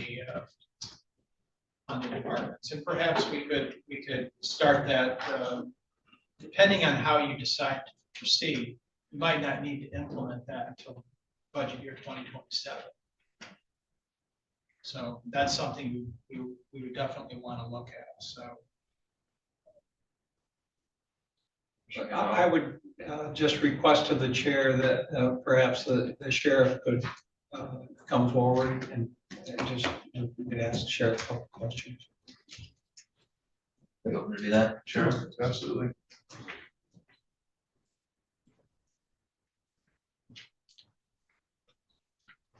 So this topic came up a couple months ago. We talked about the difference between leasing vehicles and buying them outright, ownership and long-term ownership and return and leasing. So the sheriffs communicate by a post called a listserv. So some of the sheriffs were talking about this already. So I further inquired as to 5 questions that the county administrator asked me about. Number 1, do you or do you not lease? Number 2, if you lease, who through? Number 3, are you happy with your lease contract agreement? Number 4, what are the financial, differences, so forth. So answer these questions. About half of the sheriffs right now, it appears, are basically buying their own like we are, and about half have leased. So the ones I was really interested in, since it would entail a change, is if you lease, why do you lease? And is there advantage? Are you happy with it? And I just handed those to Jim earlier. I was hoping to get more responses back in time, but I didn't. But basically, the ones who lease through enterprise, and it's kind of a sole sourcing thing. I should bring that up too. It's not like there's a whole bunch of companies out there. They've been a preferred vendor contractor for years. And in those situations, they're going to underbid everybody else rather than go to all the different leasing companies out there. Those who are there have liked it. Some have been on for as much as, I think, 8 years is the longest one I saw. Some of them just been a couple of years. They say their fleet is younger. They say the mileage is generally better, which kind of surprised me because I'm not one for buying little, mini or crossbred vehicles or whatever. You need a full-size patrol vehicle that has 4-wheel drive or all-wheel drive, has to have big enough for all equipment. But if you think about it, the older the cars are, the less mileage they get in general. So that was sort of a surprise of the whole thing. You get slightly better mileage. But that's not my primary concern. My primary concern is safety. Are you buying the same type of vehicles? And talk with some of the sheriffs. We are buying the same type of vehicles. Police work has kind of morphed into SUV or pickups rather than sedans, because sedans are getting smaller and smaller and smaller. And with the computers in the cars and all the equipment in the truck and all the tactical equipment, gear, emergency equipment, there's no room in smaller vehicles. So as it's morphed into those larger SUVs, your mileage isn't going to be as good. But in general, you have the Ford Explorer X Series, which we use, they're Interceptor models. You have the Chevy Tahoe models, and you have the Dodge Durango models. That's sort of what you pick from. And in looking at most of them, are you happy with your fleet? The answer was yes. Are you going to stay with Enterprise? Yes. And are you saving money? And the only place I see where they're saving money, and you'll see that as you run through the compilations, is in the return on your investment. After you lease, and let's say you roll your cars out at 100,000, right now we go 130, and you start getting over 100, it becomes more and more expensive to repair things. Plus your resale starts taking a dive down. So most of them are opting to turn them in at somewhere around 100. So they're driving a younger fleet that's getting slightly better mileage, and they're getting a better return on their vehicles. So that's my objective analysis. I don't like change. It's unnecessary, but looking at this, talking to other sheriffs, a lot of them have already been down this road. So I think it'd be a wise idea to give it another month, talk about it. I'll give whatever other input I get from the other sheriffs there, and I'll answer all your questions now if you have any. You talked a lot about it, half of the pool, or half of the respondents, and the other half who purchased, they did that conversation kind of end on the ones who continue to. I'd like a month for that. I'd like to call a few of those sheriffs up individually. There's 83 counties in Michigan, so there's 83 sheriffs. So I'd like to call some of the other 82 and say, so you have your own fleet? Are you interested in leasing? Did you? I mean, if they asked us last year, no, we don't lease. Maybe next year we will. I don't know. But I'd like to talk to them one-on-one. Why don't you lease? And are there any of them that had it, and don't like it and got rid of it? I'd like to know that answer. And I'd like to know, on the ones that did, tell me specifically why it benefits you. Because I had heard stories that, well, if you lease, then you have a mechanics contract. And a mechanics contract, they might get a tow truck from Bear Lake to come up and get a patrol car that's stuck in an accident in Lake Leelanau, but you're not forced into those mechanics contracts. Grand Traverse County, our sister county, has their own vehicle fleet maintenance center. So they basically take it to one place. They know how to work on patrol cars. They know how to work all around all the wires and radios, which is not easy to do. You have to have a bunch of equipment, tools for that. They take care of their fleet, and other places, Enterprise takes care of the fleet management and maintenance as well. So I'd like a little bit more time, because I'm not going to tell you anything that I don't know that is true or that I haven't researched. So if I have a little more time, I'd get a little more specifics on that. I'll funnel them through the administrator if that's okay. And The only thing I would say, I haven't had a chance to indicate this to the sheriff. We're concerned that if we don't act in January, we'll be too late to get vehicles for this production year. that's the other issue. Before COVID, if you wanted Explorers or Chevy Tahoes, you called up a local dealer. They tell you who the state vendor was. It was usually one right outside of Lansing in Shiawassee County. You called down there and say, need 3 new patrol SUVs and 1 patrol car. And it was done. Now, there's almost a year to build these vehicles. You have to project ahead with Ford, Chevy, and Stellantis or Chrysler, or whatever it is. So you basically have to project ahead of time, which is difficult for us when we're planning. The other issue is we have a certain amount of like console equipment and radios and things that go in a car. If the Ford Explorer platform stays the same, we don't have to buy new equipment. We take it out of one car, take it to Radio North, they install it in the next car. That's a huge savings when you continue to use it. But if you go to smaller vehicles or bigger vehicles or different brands, they don't fit. You got to start all over at ground zero. So that's where, even if I had to do it in 10 days, I do it in 10 days if we can't wait a month. But that is true. If we do wait, we're gonna have difficulty backing up our fleet with new vehicles, which means the ones we have now are getting miles every day on them, and they'll be older and older. There'll be more and more repair and maintenance costs. So One other thing, that the sheriff and I did have a direct conversation with the undersheriff and sheriff of Grand Traverse County. They have actually used Enterprise leasing for 11 years. They have a much larger fleet. Right now, they only do what they call their administrative cars. They don't do their patrol vehicles.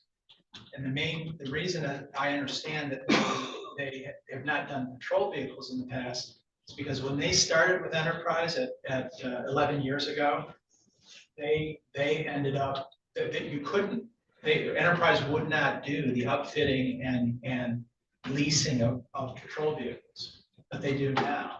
And Grand Traverse County is considering that possibility. The sheriff and undersheriff confirmed that with me last week in a phone conversation where the sheriff was involved, and we were not. I don't think you were. I had a conversation with them prior to our joint conversation, and that's when they told me how long they had actually used leasing as an alternative.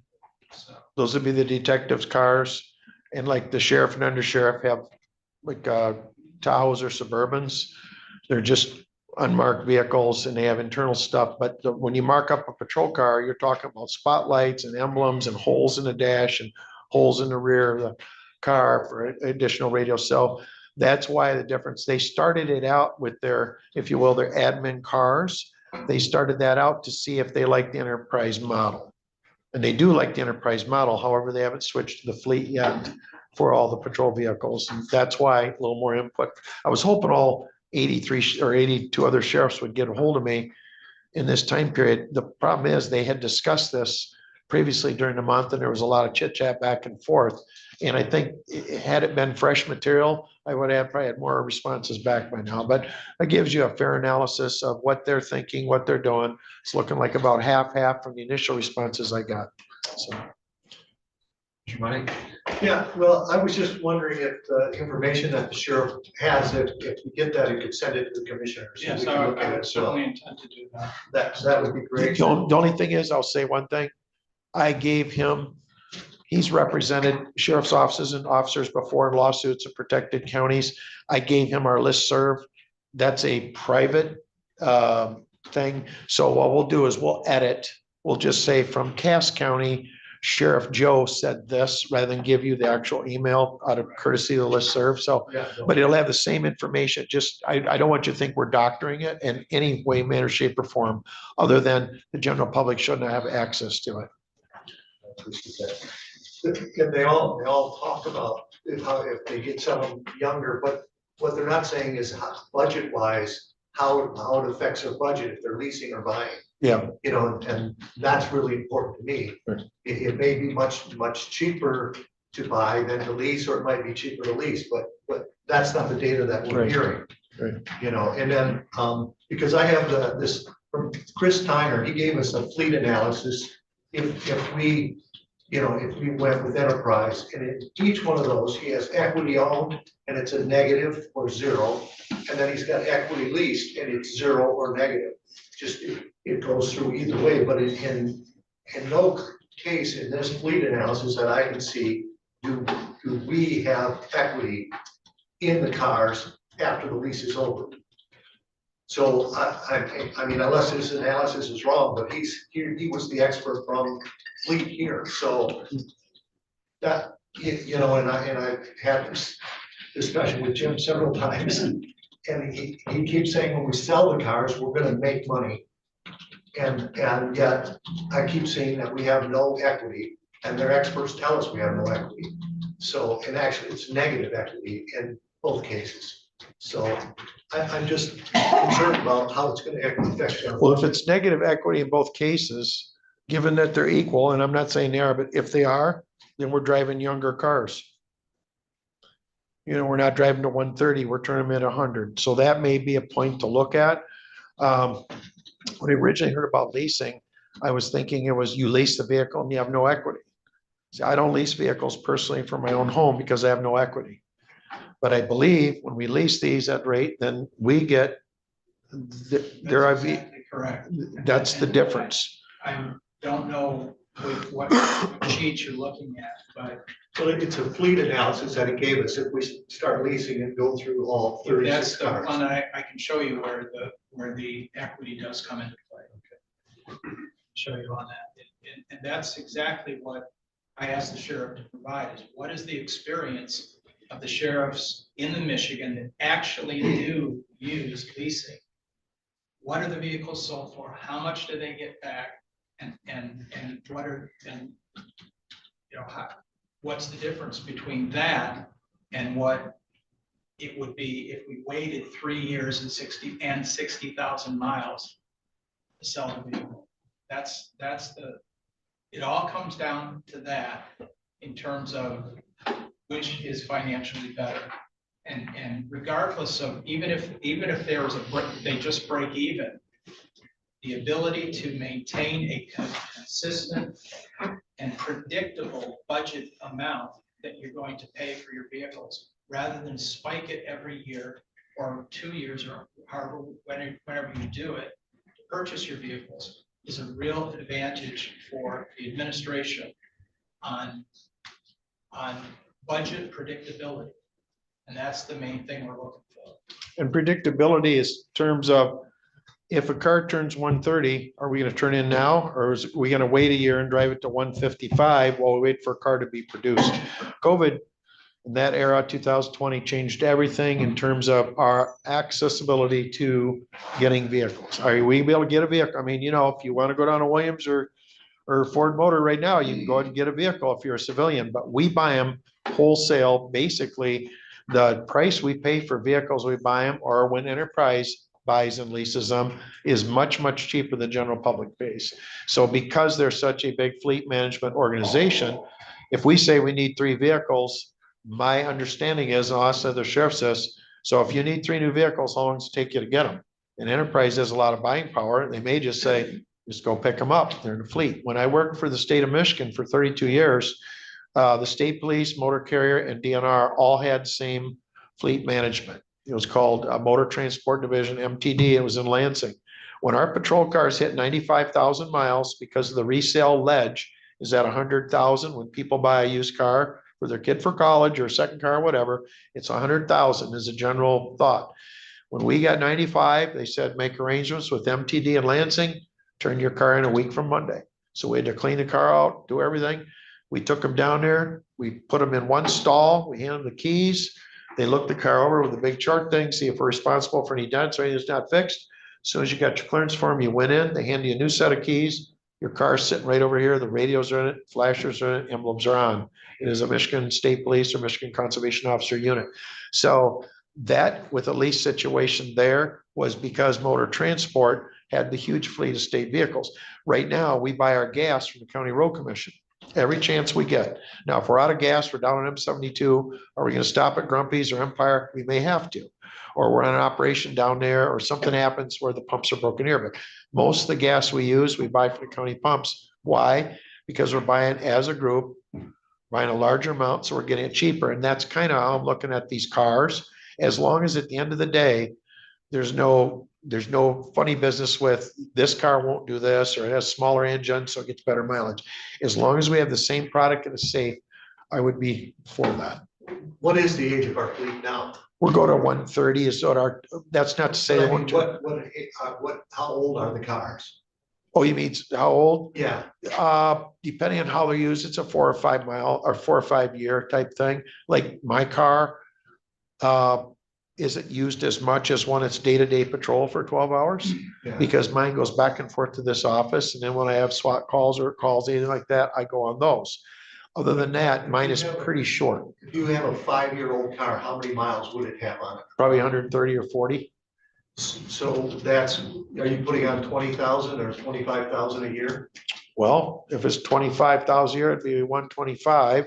So we're putting on more mileage than that. I mean, The lease, I think the leases, they set you up at 20,000, I'm pretty sure. That was based upon a review by enterprise of the actual mileage driven on all the vehicles in our fleet. Yeah. So like- it was an actual, not just an estimate or a guess, it was actual. So like our marine safety vehicles or my vehicle or the undersheriff lives a half a mile from here. So his vehicle has no mileage. Our marine safety vehicles, it's a summer type job. Our regular patrol vehicles have a lot of mileage. Our animal control deputy does more complaints and calls than any other deputy here. Just constant. So, replacing a patrol car every 3 years, when at 80,000 miles. Probably be 4 to 4, yeah, 4-ish. It would definitely be less high in number of years that we had it, if that's a way bad English, but we would have that vehicle less number of years than we would if we were leasing, yes. But I mean, if they're going 25 miles and you're at 75,000 miles in 3 years. Pretty much, yeah. So then you look at maybe what, 3.5, almost 4, somewhere there. And something the sheriff just said about the way we currently manage the purchasing and use of our vehicles is really important, because if you're purchasing vehicles through a motor pool, it's absolutely essential that those vehicles be driven, because if they're not driven, they don't generate money into the motor pool. They just sit there and it's unpredictable because of that fact. Whereas, again, leasing provides that clear cash flow predictability, and we can charge the departments based upon the lease rather than their use of the vehicle. Because we've got a couple vehicles right now that are literally just sitting there because they're not, that particular, the marine. Marine safety, 2 vehicles. Marine safety vehicle, they don't generate any income into the motor pool as a result of their lack of use. That's one of the problems with the way we're set up right now. So again, if you're going to do the purchase, that's why we would advocate, you're going to need to charge more for those vehicles, or even change the charge to a monthly charge regardless of use of the vehicle or something like that. Because right now it's very unpredictable as to whether the motor pool will have the money that it needs to have to buy the vehicles we need to purchase. It's very unpredictable. Yeah, money. I mean, I would agree, we need to get the motor pool organized so that it pays for the vehicles that it is. But again, if it's just sitting there, we would be paying full lease on it, whether it's being driven or not. True. You know, where now we've used cars that were, 15 years old because of that. And that's exactly my point though, because we would not charge the department based upon miles driven, but we would charge the department based upon the cost of the lease. So the department would bear the brunt of the fact that the vehicle is sitting there. Well, I mean, but that's my point. We would be paying, the people would be paying for something that's just sitting there, but right now they're not. It's paid for and it just sits there. But let me say this, it almost has a negative context to say they're not doing anything. There's ice everywhere. You're not gonna have boats in the water. I could have a wintertime patrol here like they do down in southern Michigan. I could have a boat on Lake Michigan drive around. There's nothing but freighters until day after tomorrow, today's the 13th, day after tomorrow, the Great Lakes shut down. There's no job mission there. So they're sitting there, which is fine. They're backed in, they're safe. We start them every week or so, clean the snow off, they're ready to go. But it's not a perfect scenario. It's not like Chicago PD where they have this big patrol car fleet. We have animal control vehicles. We have obviously vehicles for undercover. We have vehicles for patrol and we have marine safety vehicles. So I think that the biggest thing that I see, and I'm a conservative financially, I would like to see if which of these two options would be better for this county. Is this better to lease because we're getting more money in the back end on resale of vehicles? Or is it better to own? For me personally, in my life, we own our vehicles because I'm not ashamed to drive a car with 250,000 miles on it. Neither are my kids or my wife. However, patrol cars, if you get over 130,000 miles, there's all kinds of court opinions and there's all kinds of stuff with unions about you're putting someone in potentially an unsafe vehicle when you have to drive them at a high rate of speed or something cornering or how the frame's suspended. So there's a larger picture. To me, it's like, and I've said since the beginning, all I want is a safe vehicle. If it's leased, good. If it's bought, good. Whichever one is cheaper makes sense for us on the board and me as a taxpayer. So that's why you maybe a little more time. Commissioner Walter? If the rollover is shorter with the lease, the value of the car is higher. So on the back end, we're picking that up.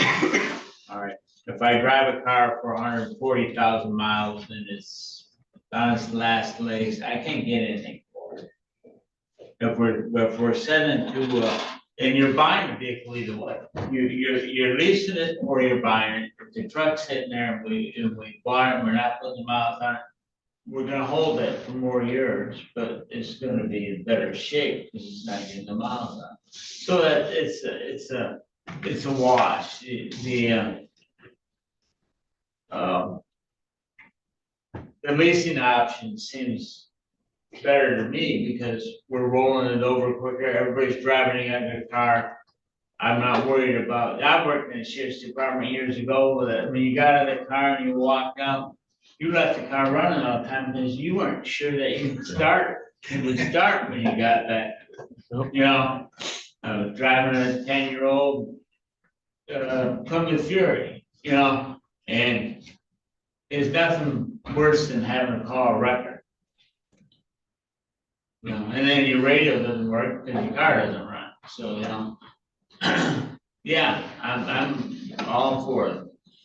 All right, I'll leave discussion up for those that haven't addressed it yet, because I want everybody to have a chance to speak, but I think our administrator said he'll provide 2 motions next week, which will give us more time to look over what the sheriff provided, and all that stuff, so I kind of want to keep this moving. But any of the commissioners that haven't spoken yet want to speak, or no? Just a quick comment.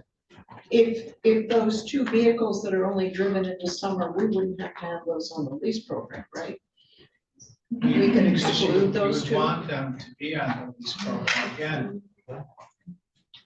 the fact is, even though you've paid for a vehicle, if it sits, it's still costing you money. If nothing else, the opportunity cost that you've paid for that vehicle, because you haven't had a chance to use that money for other purposes that for county business. a $300,000, if you look at the time value of money, $300,000 purchase of 5 vehicles costs you, in terms of the time value of money, almost $400,000. That additional $100,000 is actually eating away every time you have a vehicle that sits there, if you've purchased it. That's the difference. Yeah, the commissioners have got one final question. Commissioner Campbell, you've had your hand up a little bit.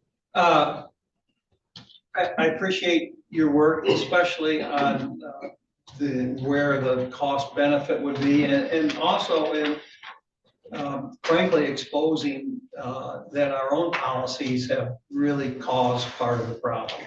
What I heard was, we sell our cars earlier, we're gonna be able to capitalize on that benefit, whether it's us selling it or our vendor. So regardless of what happens, it seems to me that we have to look at how right now we're running our motor pool. And it's confusing to folks in the public, and probably to me too, only this discussion that the motor pool can't make money because a car is sitting there. I mean, I understand how the motor pool works, but it isn't, nothing's making money on this. It's a matter of our formula and how we show this money being dispersed rather than driving it to make money. I understand why we use that term, but if I was sitting out there, I'd be going, and now we're paying for it one way or the I'm other. gonna pay one way or the other. And that's true. Can we, Mr. Administrator, can we make a commitment for just 1 year on leasing and spend more time thinking, or what are they looking for?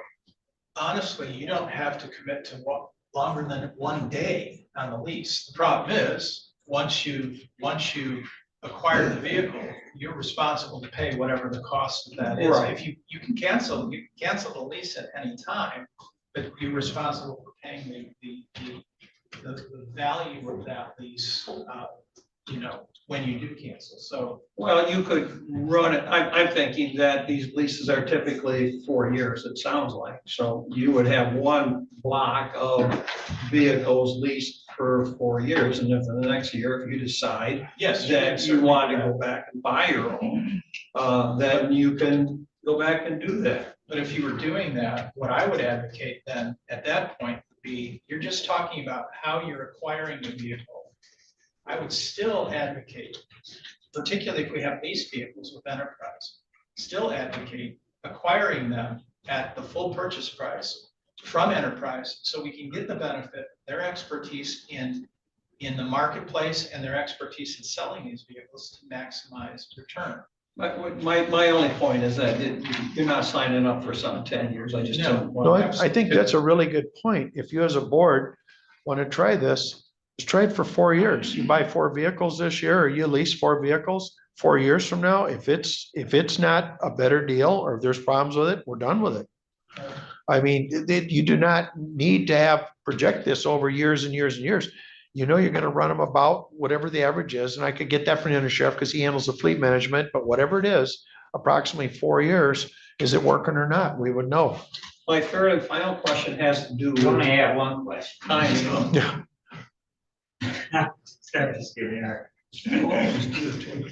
My third and final question is, you had talked about, because I really am interested in case history on this, number one. I mean, we can make all the projections that we want, and history has a way of figuring out its own path.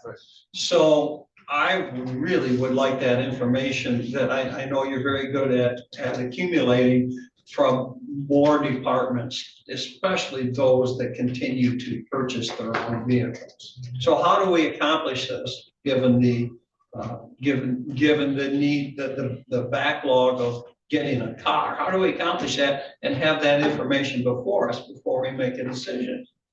And can we wait till the 1st of early February and still be in the ballpark here? The problem is, you can't act, if you don't act next week, you can't act until February 20th. Yes. That's the problem. Yes, so it isn't, so it sets everything back 1 month. Yes. Okay. Without a special meeting or something, which I would not advocate Okay, because this is, to me, the facts are all there. You just need to decide which way you want to go.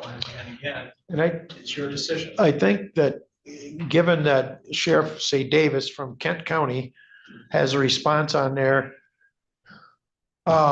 We lease vehicles, we're happy with them, or a response, we do not lease, we own our own. I don't think that, you could have a representative from the board, maybe you call Kent County, you call Genesee County, you call Shiawassee County. Talk with the sheriff, talk with their fleet manager, which is generally you shelve that to the under sheriff, to administrator, they kind of function as the CFOs. Why don't you take it upon yourself to look at what I gave the administrator and say, let's ask a few of these people one-on-one, ask them further questions. I mean, they're sheriffs, they're great guys. You call them, why do you do this? Why don't you? Did you used to do it and you change your mind? I would think that would be a good way to get more input that you'd want individually. Because I've asked listserv to give me that information and some responded, a lot didn't, because again, this discussion's been going on for some time. Did not start out with those 5 questions. So the 5 questions I have were very specific, and I think a lot of them felt like they've already answered them. So I would challenge any of you nicely, not all 7 board members to call the same sheriff, but if you spread it out a little bit, just get some of your own input, feel free. I can do the same thing, but again, I think if you have further questions or have any doubt on any of this, feel free. I don't think they're not gonna lie to you. They're gonna tell you the truth. They just want a safe car. All right, we're gonna Commissioner Robbins, and then we gotta move on. I'm gonna make this real quick. I understand where you're coming from, Sheriff. I'm gonna support this. But you said reach out to the sheriffs around. I've already did that. I did that over a month ago. I presented that to you guys. I started talking to Calcas, but I've talked to Mayor Travers 2 or 3 times, so. That homework should have been done a month ago. Yeah. By us as a board. All right, so administrator, whatever the sheriff handed to you, make sure all of us commissioners have that, and I would just recommend everybody do their homework for next week and then come back with a final decision, because me personally, I don't think we can move this back a month. We have to get a decision done in January. So, I'll present you with 2 alternative motions and you can choose between them. perfect. Thank you. Can I have a motion, please? Oh, yeah, we just need a motion to move this forward to next week. So I would move this topic forward to the next week and consider the 2 motions that will be provided by our county administrator. Support. Moved and supported, discussion. Not all in favor of the motion, say aye. Aye. All opposed, say nay. Motion carried 7-0. Thank you. Thank you, Sheriff. Thanks for the opportunity. All right, next up, we have item number D, which is 2026 Blue Cross Blue Shield renewal. Well, I think this is going to be a whole lot shorter than our last discussion, primarily by virtue of the fact that we had a special meeting last Friday where I made the recommendation that we continue to pursue a contract with Blue Cross Blue Shield through VHS Insurance, which is Lou Walter's new company. I saw that Lou was here, he wants to come forward, but I don't know that he needs to present anything because I've already made that recommendation. The 2 changes that we would make, however, is that, well, 3 changes. We would change to a stop loss premium of $50,000 or stop loss attachment point of $50,000. That reduces the premium for that cost from about 2.1 million or 2.1 million down to about 1.2 million. And that gives us enough money in reserves to pay claims. We have budgeted 2.6 million for health insurance. The educated estimate from VHS is that we could go as high as 2.85 million. Again, like I said earlier, I've always said plus or minus 10% from 2.6 million was my best estimate of where we would come in, and that seems to be borne out by the recommendation from VHS. So I would present this actually as a joint recommendation from our current insurance consultant, VHS Insurance, and the administration that would proceed with those changes. That would include the stop loss, a prescription drug schedule with a 3rd tier, and the increase in the deductibles from 500 to 500 and 1,000 as recommended by our consultants.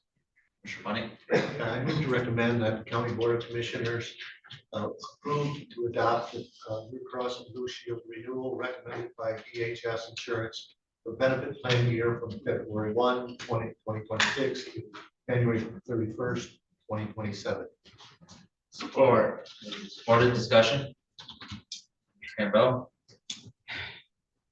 This is for Lou. Do you mind coming up? I should ask you, I'm sorry, no, Mr. Chair.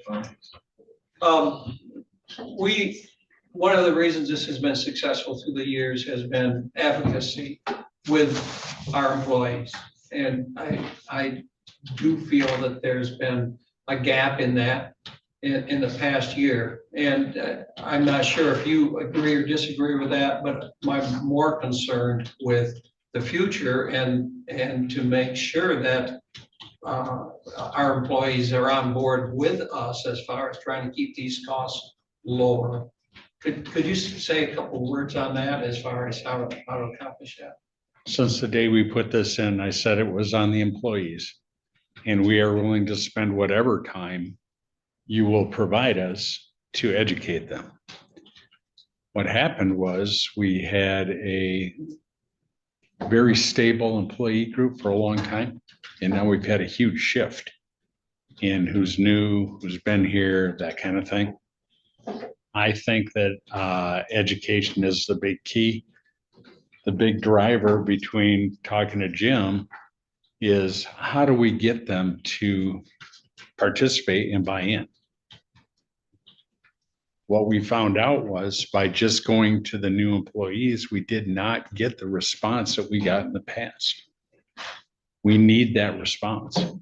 The only way we can get it is to get their attention through making them more aware of the cost of their health insurance, which means we're going to put in a little bigger deductible, a little more drug card that they're going to pay a little more for, and see if that will bring them to the table. And we will be here if you want us here every month to do a presentation or a teaching or whatever it'll take to get them back on board. I personally would like you here every month. I just think that's one of the reasons we're in this position. I'm not sure that I think this is because if you look at our employee survey, many people said, well, if you change this, I'm not going to stay here. And I want to make sure that they understand that we really didn't have a choice in this. Right. That monetarily, there weren't other options. And I'm not sure they understand, not their fault, and I'm not pointing fingers, but that the average cost for enrollee is $26,000 at the least. And if the numbers come through, it'll be $28,000. And I'm not sure that everyone understands that this is the Cadillac of insurance and remains that even with these increases. So we have to be careful because they have needs that are particular and need to be addressed. And we have to make sure we do that. But I think there has to be, we have to listen and we have to explain. Both sides of that equation have to be taken care of here in this next year. Well, that's a huge part of what VHS, who I know work for, is bringing to the table. They are going to bring analytics. They are going to bring help for Jen, get rid of paperwork out of here. We've already put in 2 programs that one of them looks like it's going to save $100,000 just in RX cost. It's called Pillar. We started in July and we had 28,000, I think, in the first quarter savings just from that one program. Our rebates and changes in some of the Optima for drugs that we did last year, $400,000 worth of savings. I'm quite confident that if we can get this in and do what you say, get them even a little bit on board, we have pushed the can down the road several years. All right, you have any other commissioner comments? Thanks. All right, not all in favor of that motion, say aye. Aye. All opposed, say nay. Carried 7-0. You have the new paperwork for one of the programs. It's in your email. Stop as we're sitting. Thank you, guys. Thank you. And I will work with Jim, whatever you guys need, time-wise, we'll make available. Thank you. Appreciate it. Thanks, guys. All right, next up, we're up to 7A, which is appointment of deputy medical examiner.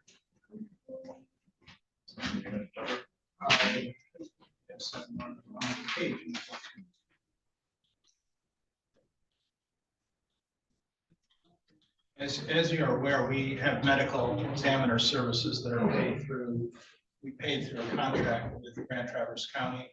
And we're using they are using the Western Michigan University Homer Stryker School of Medicine Pathology Department as our medical examiner. And they are asking to appoint Dr.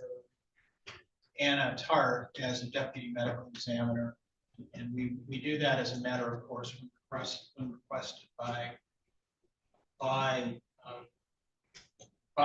the Western Michigan University and Grand Traverse County. Mr. Walter? I move to recommend the County Board of Commissioners appoint Dr. Anna Tart as deputy medical examiner. It's recommended by the Office of the Medical Examiner. Second. Moved and supported. Discussion? Not all in favor of that motion, say aye. Aye. Opposed, say nay. Carried 7-0. Thank you. Next item, we got item number 7B, which is brought forward us by Commissioner Wesco, so I'll let him address Yeah, it. I'll speak to that, and I understand that there are questions and concerns about this. I believe when the public comes to ask questions of the board, we don't normally respond to those questions. But when appropriate, we say the involved staff person, in this case, the administrator, will answer your questions if they can. We did that with the Drain Commission. When that came, there was a concern about assessment districts, and we didn't respond to those questions, but our administrator followed up and had discussion with that. I believe because we've heard from Mr. White on numerous occasions about questions about the issue of the land bank and the housing project. I think some of that, some of Mr. White's comments were not well informed. And I had hoped that we could request that our administrator sit down with Mr. White and answer as many of the questions as he felt were related to Leelanau County organization. He can't speak for Sutton's Bay Township or Sutton's Bay schools, but for those that involve Leelanau County, I think the questions Mr. White deserve to be answered. So I would move that we authorize Administrator Dyer to respond to the public comments regarding peninsula housing and the land bank with Mr. White, if Mr. White is so interested. Support. Supported. Discussion? It is. Commissioner Bunny? I'm sorry. His hand up. Yeah, I just think that this really isn't up to this board or up to this administration to do this. If these questions should go to the to the land bank, or they should go to Sutton's Bay Township or Planning Commission or Sutton's Bay Village Planning Commission to get these, there's some questions people have. I don't want us to set a precedence here, because then we should be answering, Mr. Wiesner, who comes in every day, every meeting to talk about voting. And then we want to talk, then do we want to answer Mr. Bukowski, who comes every meeting asking us to do something? I just don't think that this peninsula housing is not part of anything that this board has discussed or done. And maybe you should go to the land bank and ask them, or those planning commissions or the school board. But I've already told them that we really don't have a say in here to Mr. White, and I think that that's as far as we need to go. I don't want to bring it here and start talking about peninsula housing. So I'm opposed to this, very opposed. Commissioner Campbell? I mean, this is kind of a never-ending motion. And I mean, so if we get questions in a year, is it in 5 years, is it directly, what I heard is it directly in response to one person in the audience? I don't know if everyone here has had a conversation with Larry Mulvey, but Larry Mulvey is a pretty good talker. And certainly, you know, he's very convincing if you sit down and have a conversation with him. And I'm worried about, you know, LCN, we have contracts with them. I think, I don't have a problem with our administrator talking with Jim White. I don't think we need to authorize him to talk to Jim White. I think that's part of your job is to talk. So Let me address that. The reason that I think Commissioner Wessel is advocating for this is the questions were specifically addressed to the board. I don't have any authority whatsoever, unless you provide that to me, to answer on your behalf. If you would prefer that I not do that, I can certainly answer questions direct to me as administrator, but I can't speak for you as a board unless you authorize me to do so. That is, I think, what the point of the motion, because the questions were addressed to the board, not to me individually. I'm sorry to keep going, but you know, to me, that the process of the sale of that property has a lot of question marks. And as in, I think there should have been a public hearing. I think there should have been more notice. So you're kind of wading into some murky areas there. It goes far beyond, to me, just the concept of affordable housing. This gets to be a black or white. Are you in favor of affordable housing? Are you not in favor of affordable housing? But there's a way to do it that follows a process. And I don't, honestly, I don't agree with how this was done. So I don't know where it goes. There's a lot of folks in Suttons Bay who don't agree with how this was done, the sale of school property. So I don't have a problem with if Mr. White wants to change the direction of his question and ask them of the administrator, I think he can get the same answer if that's the holdup. Anyways, there's my thoughts on that. All right, any other discussion on the motion? All right, I'll just speak briefly to this. I tend to agree with Commissioner Bunning and his comments, and I know I've stated in the past that I feel like, you know, to some of the public that I think it'd be wise for administrator to answer this, but I feel like, to Commissioner Bunning's point, this is opening the door where we're setting a precedent. So I get that, and I will vote against this as well, just for the sake of that. I think the public has full reins to our administrator to sit down with him one-on-one. He's more than happy to do that, and I don't think, you know, allowing this prevents him from doing that. So I know he's more than capable and willing to sit down one-on-one with the public and any members that wish to have some questions answered. So for that record, I'll vote no against this as well. So all those in favor of this motion say aye. Aye. Aye. All opposed say nay. Nay. All right, so the motion fails 2-5.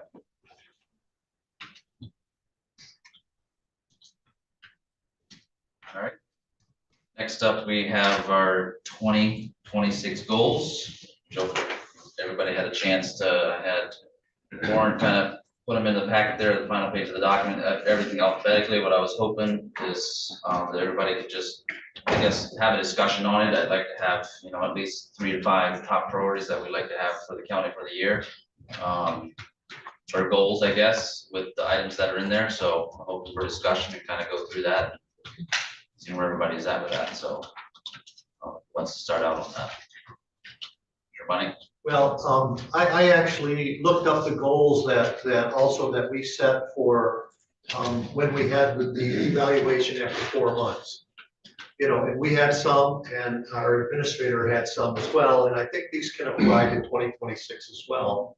You know, because to tell you the truth, as a board, I don't know that we've looked back at these goals and applied them, and we should. I think we should, and we have to look. I think so. I wanted to read what we had put. You know, this was back in August.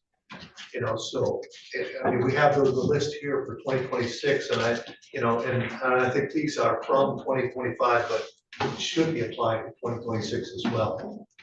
You know, and so the goals that we had set as through our evaluation. Goal number 1 was visit each, and these were for the administrator, visit each department at least weekly on a daily basis. Focus on job as administrator, not housing, and answer emails daily. Demonstrate a commitment to administrative duties by making these specific changes. A successful completion of the 2026 budget. That was goal 1. Goal 2 would be give commissioners information and recommendations at board meetings. Let the commissioners make the decisions. The administrator is not a commissioner and should not argue his position or recommendation. Now, and the third one was full implementation of the finance office and the HR function transition. So goal number 3 was information needs to be brought to commissioners in a timely manner. That is broadband completion, North Fork Tower positions, entrance road repairs. Adopt a regular weekly or bi-weekly Friday Board of Commissioner update. Goal 4 was work with board chair and board to schedule a board development and long-range planning workshop. Goal 5 was work with department heads, elected officials, and board to consider cost and service efficiencies. Goal 6, with elected officials and department heads, make team building a priority for 2025 and 2026. And goal 7 was, this is the last one, provide the leadership necessary to address the needs for long-range planning and next generation software updates. So those were the ones we came up from our evaluation. And then he had set some goals himself that he talked about. And I think there's 6 of them here. And these are from his self-evaluation. So Mr. Dyer had written goal 1, complete the 2026 budget preparation process to the satisfaction of the County Board of Commission. Goal number 2, establish a routine protocol for communication with County Board of Commissioners with weekly emails, a monthly written report at the executive meeting, and a verbal report at the full board meeting. Goal 3, schedule and complete a board strategic planning and goal setting meeting at a time acceptable to all commissioners, scheduled by September 30th at my completion of 6 months as administrator. Goal 4 is initiate a review by legal counsel of various conflict of interest policies of the various boards, suggest an integrated policy that applies to all, and a procedure for resolution of conflicts. Goal 5 is in consultation with the Board of Commissioners, prepare and propose a suggested protocol for use of the opioid settlement funds. And final goal 6 was prepare and propose to the Board of Commissioners a request for proposals for the replacement of our current server-based financial software after a countywide review of the needs by current and potential future users. So I thought those are things that both we said and he said, you know, that we really should try to look at, you know, working at completing. You know, and I thought that those would be a good place to start when we start with the 2026 goals. Commissioner Wessel? Yeah, I don't want to confuse the goals we had for our administrators with the goals that we set as our board goals. Those I think were what we said we'd like the administrator to work on, and there's some overlap. But I think it's time today to talk about the goals for this board. and what our vision is for the board. Yeah, that's what's in our packet, is Commissioner our Rob- goals. Commissioner Robbins? When I look at this list here, there's quite a few items on there. I think what we forget as a board is we only have 24 meetings a year, but you want to have special meetings at $1,000 a whack. So we need to condense this a little bit and actually maybe delegate. I mean, we have some great people in this building, like, you know, when I start going down the list here, a lot of these budget things. Let the people in this building, the expertise do that. I think we should be concentrating on, when I look at this, is maybe get the human resource resolution from 22. Let's get that going. So 3 years old. The software upgrade. Let me see, there's some other things in here. I'm trying to look at here, but I think we need to focus on what needs to be done in this building and what we can do as a board, and let the people that we've hired that are the experts help us do a lot of these things on this list here. I mean, you know, like the pole barn, the maintenance person department, they can help us with that. But like I said, we only have 24 meetings to accomplish this list, and I don't even know if we can do one in 24 meetings. You're there? I was very confused because I'm looking at goals for us. And what I was hearing is goals for the administrator. So I was very confused. I'm glad to be back on our agenda.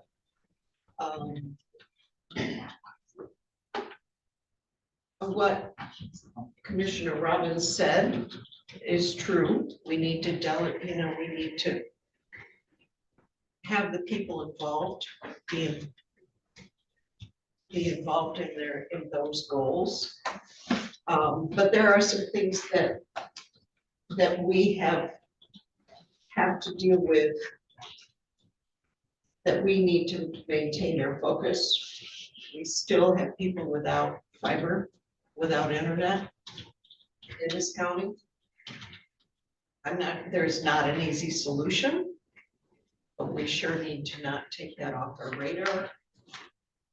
We've been talking of a wage and salary study for years. It's extremely important. Housing is probably the most difficult issue that our citizens face. We have a limited role, but what we can do, a lot of that can happen in brownfield and land bank, but we should absolutely do what we can.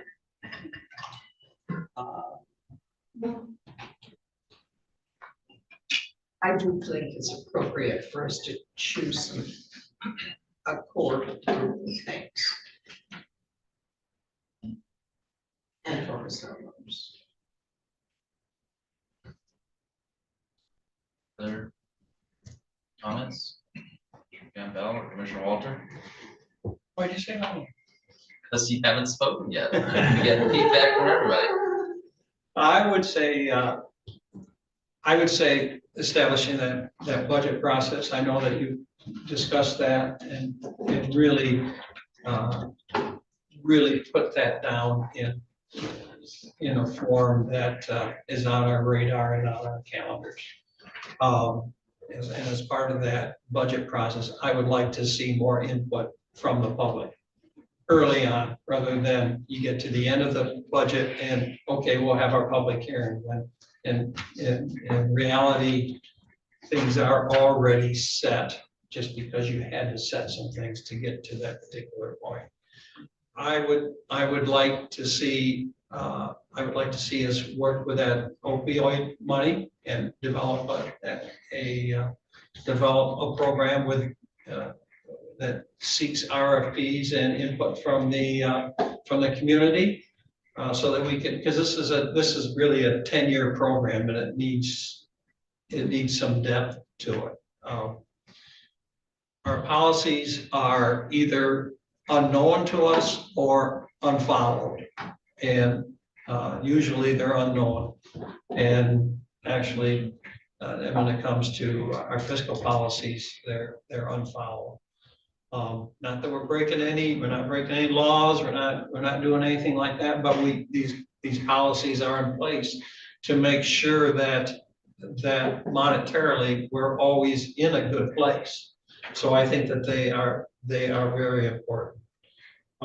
And I could keep talking, but I think Commissioner Walters may cut me off, so I didn't do that.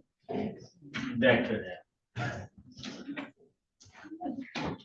I mean, there are some things on this that we, as Commissioner Robbins stated, that, you know, we have personnel that are working on the budget things, the administrators or the elected officials pretty much do that on their own, and the administrator handles that process. We've been through it. We're gonna go through it again this year, and it should be easier for us to address that. But I mean, the human resource resolution, the jail, pole barn, software upgrades and wage studies are business that we need to take care of. And, you know, that's stuff that we've got to get done to move forward professionally. I mean, everything else is really common sense. We're doing that every month. We just need to come to the meetings, prepare for the meetings, and research what we need to research. And this shouldn't be the meeting should be I've already researched what we're talking about, not a huge question and answer session. Should become an idea of where you're sitting when you get there. That's my, other than that, you know, yeah, these are great goals. And I think we'll accomplish those. Specifically, there are things that we need to say, okay, we need to get that human resources thing done in February. It's been on the table for 3 years, 4 years. We need to get the pole barn decided before the frost breaks, that when we get there, we do what we gotta do. I mean, those are common sense things. All of these things are common sense things. We just gotta stick our nose to it and say, okay, you know, and that's the administrator's responsibility, a lot of that, to bring it to our attention that, hey, we said we were gonna do this, now we gotta do it. It's like cleaning your room, you know.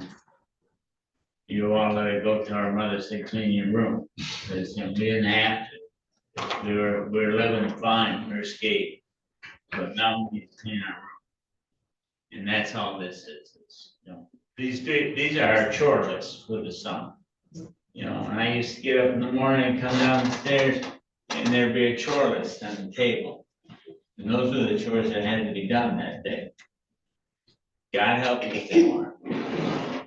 That's where we're at. And it's the administrator's job to keep our nose to the wheel, but these are doable goals. We don't have to beat it to death, and I think I just did. All right, Commissioner Mike. Yeah, I was just wondering, does the administrator have access to employees' records? I'm sure what you mean. Well, I mean, we must have records of all the employees. I mean, would you have access to those? I mean, I guess I'm thinking that we want to, what does this resolution do? Want to take it from the administrator and give it to HR? No, it's. The human resources. one, Yeah, you know, I'm not sure what that resolution No, does. I mean, there are some records that are held in the clerk's office and some records that are held in HR.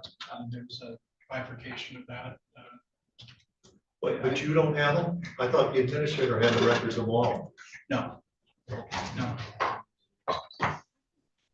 I forgot to say grant writers. That's what's Let's not- bring in money. Can we ask Jen? Oh, yes. So the human resources resolution, it talks about personnel records. In your non-union policy, it states that all personnel records are within the administrator's office, always has been. I believe since the sense of time here in the 1800s. The payroll records that the clerk maintained from 21 and prior to that are located in the clerk's office, and Jen Kane has availability to anything that she wants from the payroll. The clerk's office does not have personnel. The clerk is an office holder who is also the plan sponsor on the funds that the county holds in employees' names. And I believe that is what Mr. Dyer, the administrator, is looking to convert over to his office. Cheryl there? No, I said my thing. Oh, okay. Grant writer, we can bring in money. It's out there. This is kind of what I want to get done with these goals. I don't want to have this come back every meeting and continue hashing it out. I want to kind of iron it out, get some goals together where we can, next week, hopefully get one and done with this kind of thing. But I guess just a few of the items that I had, lined out for myself, because I was hoping anywhere between 3 to 5, but from what I've heard from everybody here so far, is budget, policies, building, software, and resolution, which is pretty much everything that for my goals. I think budget, I think everybody would agree on that's one of our top priorities.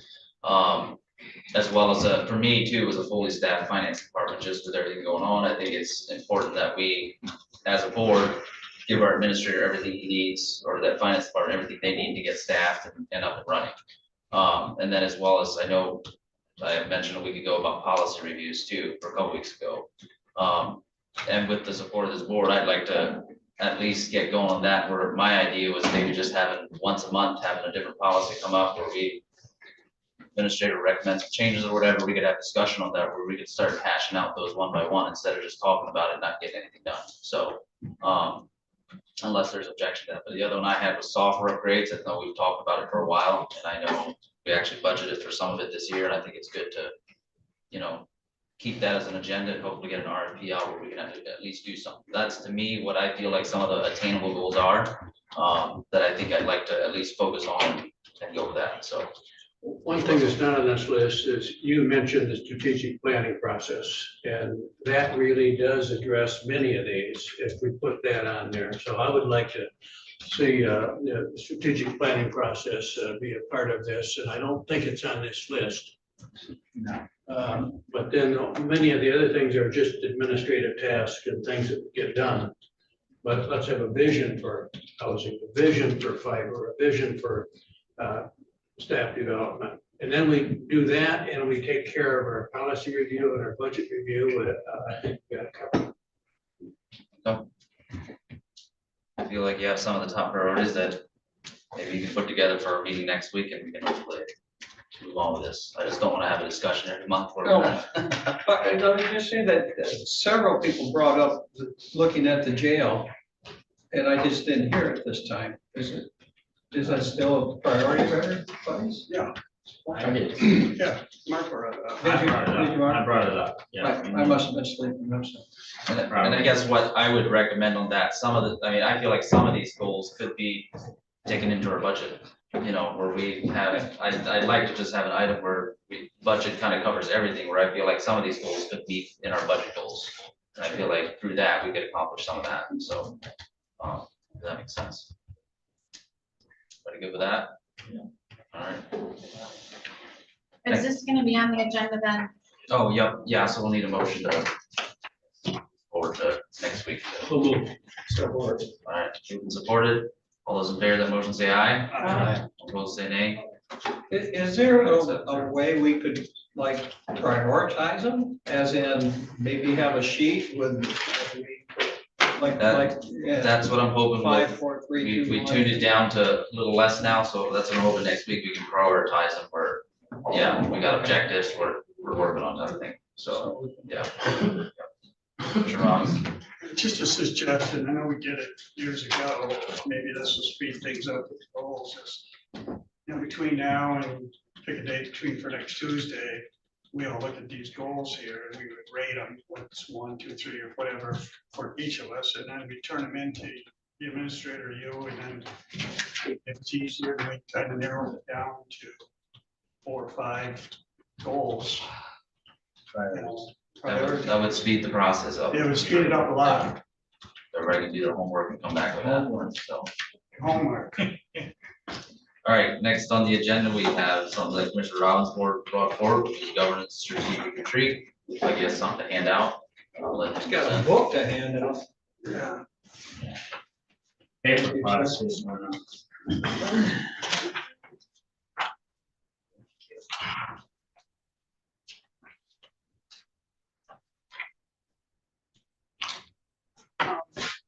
Over the course of the year,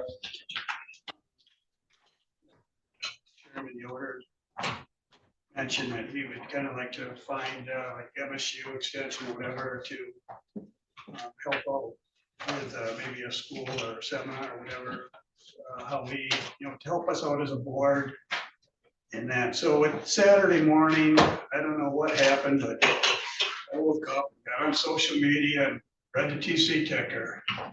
And not like me, because normally I'd go to the barn and shovel manure, but I noticed that the city was having at the senior center in Traverse City, they had a governance strategic retreat for all their city commissioners. So I thought, well, it's 8 o'clock, started at 9, so I went to it. And it was all the city commissioners, Ben, the city manager, Deb Allen was there.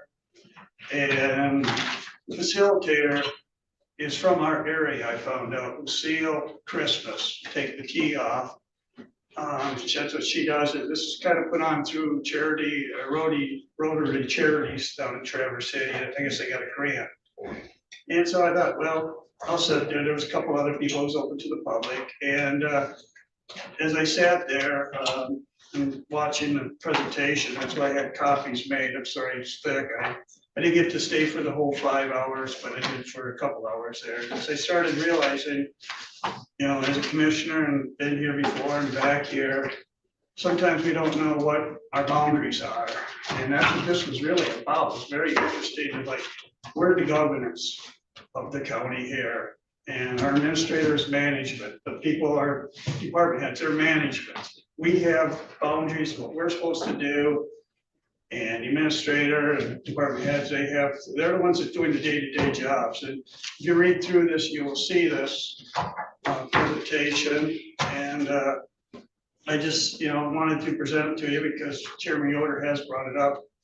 That maybe we should be looking at this. And I think as a whole board, it would be effective a lot. The administrator would be also included in this retreat if we decide to go that route. And I think everybody's benefit, taxpayers would benefit. And I think we'd understand each other because sometimes setting up there as a commissioner, and I'm guilty of it too. I feel like we're the Dallas Cowboys. And or I should say the county is the Dallas Cowboys, but we as a board, we act like Jerry Jones. We try to run the show. And we could have a championship team if everybody worked here together. Really act like I didn't. Jerry Jones, the owner of the Dallas Cowboys. Yeah. Stay in our lane. I don't know how much about. We're talking about staying in our lane. Micromanage. Okay. I had to throw some humor in there. Comments? I guess just to Mr. Robbins' point, I believe I brought this up when we had the evaluation of the administrator back then, where I said I feel like it might be important for this board to kind of go through just a workshop type of thing that kind of sets, as a board on the same page as far as what our role is and what the administrator's role is. It would just put us all on the same page and yeah, I just think it would be very beneficial. And I had at that time reached out to MSU, see if they provide something like that. They said they do. But I just never followed through on that, but I'm happy to do that if this board wants me to do that and obviously work with, obviously it has to be a public meeting, it would be the whole board, so I have to work with the clerk's office, administration, and see if we can come together with something like that. But I'm happy to put something together or reach out and bring a proposal here, to see if that's something this board would like to pursue or any thoughts on that, I guess. I would totally support that. These kinds of things are usually helpful. We're going to be working together for 3 more years. We can become as effective as possible to serve all of you. Yeah, I was just, would this be part of doing a strategic plan, or would it be just an education on how to be a commissioner? It's different than a strategic plan. So yeah, it's more just an education of our roles as commissioners and staff. And I mean, I have that book of governance of the commissioners that they got at the last class, so that's probably what we would go through. Campbell? Please don't call it retreat.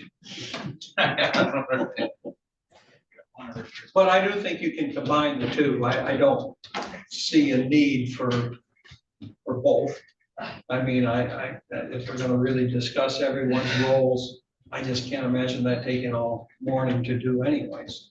And maybe that takes 45 minutes or an hour, and then we can move into other things. And I would rather have it right here and rent the place, or if you gotta rent a place, make it cheap. I don't want Either it here or at downstairs. Yeah, at the homestead or something like that. You want to go to the lodge and have meals? No, I don't want to do that. No. Then it would be a retreat. That's what I was getting at. It's my understanding, Mr. I think that the city just picked that. See, I mean, it could be, this lady travels. I mean, we could have it anywhere. And it's not like it's what I noticed there and I questioned about it is being all over together as a group. It's not a commission meeting. It's a study session. And so there's no minutes, no clerk, no nothing. It's just us as the board and the administrator, and she puts on a presentation. She will ask you questions about your county or what your role is, and it's hands-on too. It's just not her giving the presentation. I would say we need to post that meeting, and it's gonna be a meeting regardless if you call it a retreat or not, according to the Open Meetings Act. No, we would have to post it, just no action would be taken, honestly. I would support doing it, and I would support doing it here, but I challenge you, you're not gonna say hello in less than 45 minutes. I was gonna say, we should have been done with this meeting. All right, so it sounds like I have support to do that, so I'll work with the administration clerk's office and see if we can, put something together that for a proposal in front of this board to move forward with that.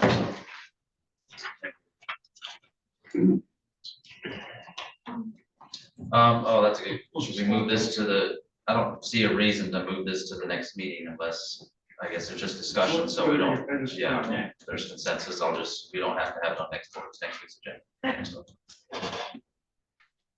All right, next up, we have review of financials. Everybody got emails on that?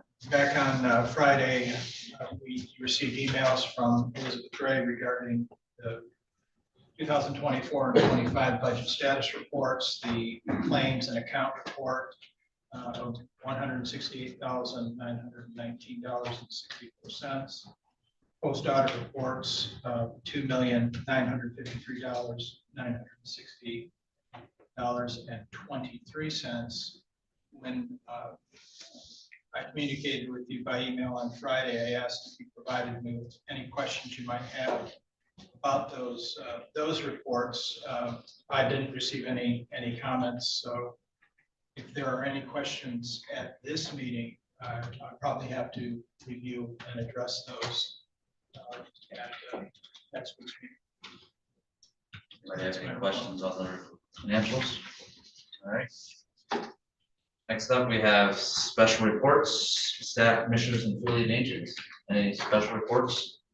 Just a reminder, I'm going to hold you all accountable to submit something quarterly, so. All right, next up, we are on to public comment. Anybody wish to give public comment? Rebecca? Okay, great. So I'll just finish what I started before. I think strategic planning is a very good idea for governments to do it if they're willing to invest the time and resources necessary to get a good product. And I don't think all governments have the capacity to do it well.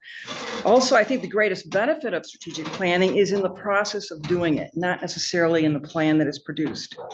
I've often observed that strategic planning is very scary for governments, but I also have observed how effective good strategic planning can be for policies and operations and in helping government officials achieve objectives. I think strategic planning also greatly increases government transparency, which may be why it's so scary for some governments. I also noticed some confusion at the last meeting among the board as to what strategic planning is and what it entails. That's why I've given that handout to you that comes from my own teaching and facilitation notes, and it shows the steps that are in strategic planning. And I hope this summary helps you. And just let me say, I think what Commissioner Robbins is talking about, the strategic thing that Traverse City is doing, is a form of strategic planning. It's an extension of their strategic action plan that was done earlier, that of Future IQ or something. I think that's the name of the consultant. But I also want to point out that I think one of the most useful things about strategic planning is the SWOT analysis. It's the investigation of the strengths, weaknesses, opportunities, and threats in order to identify ways to help the county achieve its objectives. And I think one of the things that the county is going to have to deal with or is dealing with now are trends in its property taxes. There's a lot of changes in, the county is like 85% property taxes. And generally speaking, property taxes are fairly stable, easy to project in governments. But in this case, Leelanau County, as well as some of these other areas where there's a lot of people visiting, a lot of tourists, I was trying to think, a lot of tourists, that the property tax values are increasing dramatically by comparison to what's happening in the other state. And I think you guys need to get a hold of that. Thank you. Thank you. Any other public comment? Yes, Steve. Pair of Steves. I should have used the last name. My apologies. Yeah. I'm Steve Tostage from Solon Township. Having learned of the recent suspension of our finance director, I'm concerned and confused. I've been in recent BOC meetings and heard the finance team praised for their work, even being short-staffed. I recall at the end of fiscal year 24, the team praised for an extraordinary effort with the lack of staff and difficult circumstances. This department has consistently been short-staffed. An employee could have been hired at the end of 2025, but got caught up in a hiring freeze. Even though the county knew the position was needed, it wasn't filled. The finance director was publicly criticized in a meeting in the fall of 2025 because she questioned a decision. Now the director of an essential department has been suspended in an already short-staffed department. Why all this chaos in the finance department? Is it just an issue of personalities or performance? How will this department function in the short term without the proper handoff if the person doesn't come back? I'm asking that the board focus and engage on this issue. This needs your attention. We can't run the county without a properly functioning finance department. Thank you. Thank you. All right, Mr. Mikowski.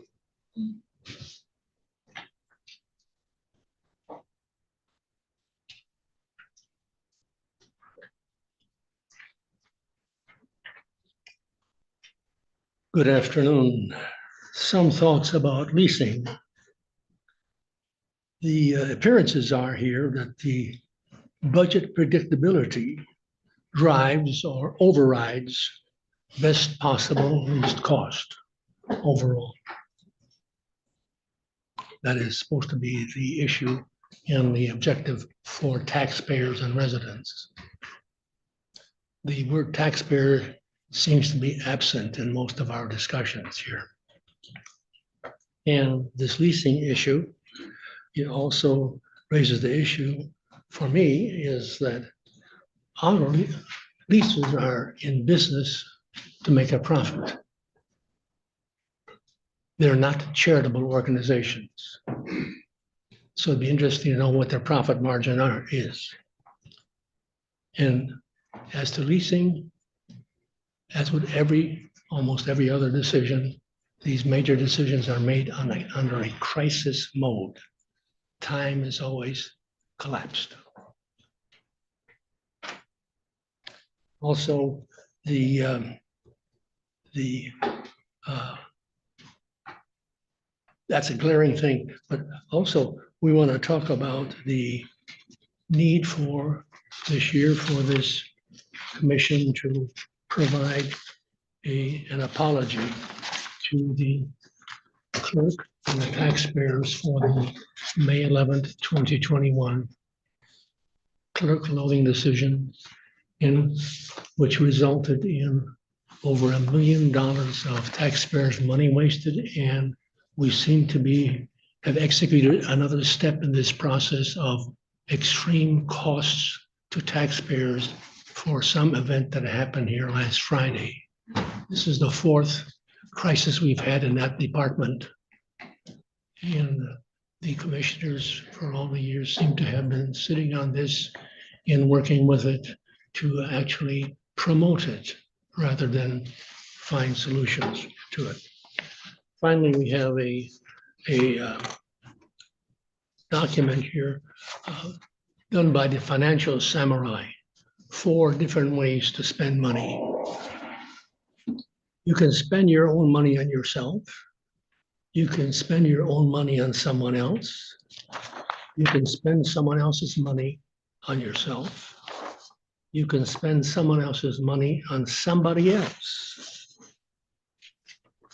And this author states that government spending is a different matter. As an individual, spending someone else's money on someone else is one thing. It's a whole other level of waste when it comes to government officials. Spending the taxpayers' money on someone else. The government doesn't have direct accountability for how they spend our money. So they are okay with being billed $100 for a paperclip. Yes, politicians are supposed to be good people who have their voters' best interests in heart. Again, I've addressed the fact that the word taxpayer and resident is left out of the discussion process at these meetings. Continuing on. However, to become a politician, you also need to have a big ego and an unusual amount of narcissism. Being a politician goes completely against my beliefs of stealth wealth and avoiding fame. We'll give you each a copy of this.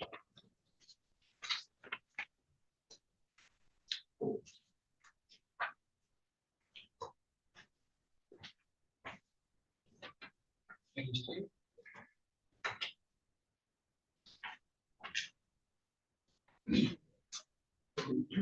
Thank you, Steve.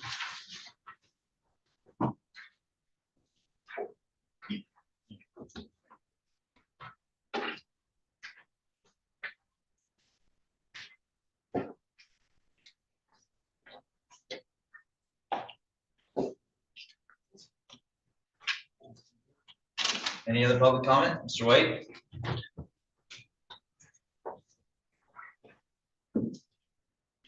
Jim White, Suttons Bay, and chairman of the Leelanau County Republican Party. Sorry, I missed opening remarks directed at me. A little bad timing there, I guess. I'd like to echo the comments from Steve Tostig. My understanding is that the finance director was suspended on Friday. The issue that I have is that 3 or 4 months ago, I addressed all of you and pointed out that I believe that he had a personal issue with that person after he publicly and inappropriately, in my comment, reprimanded her.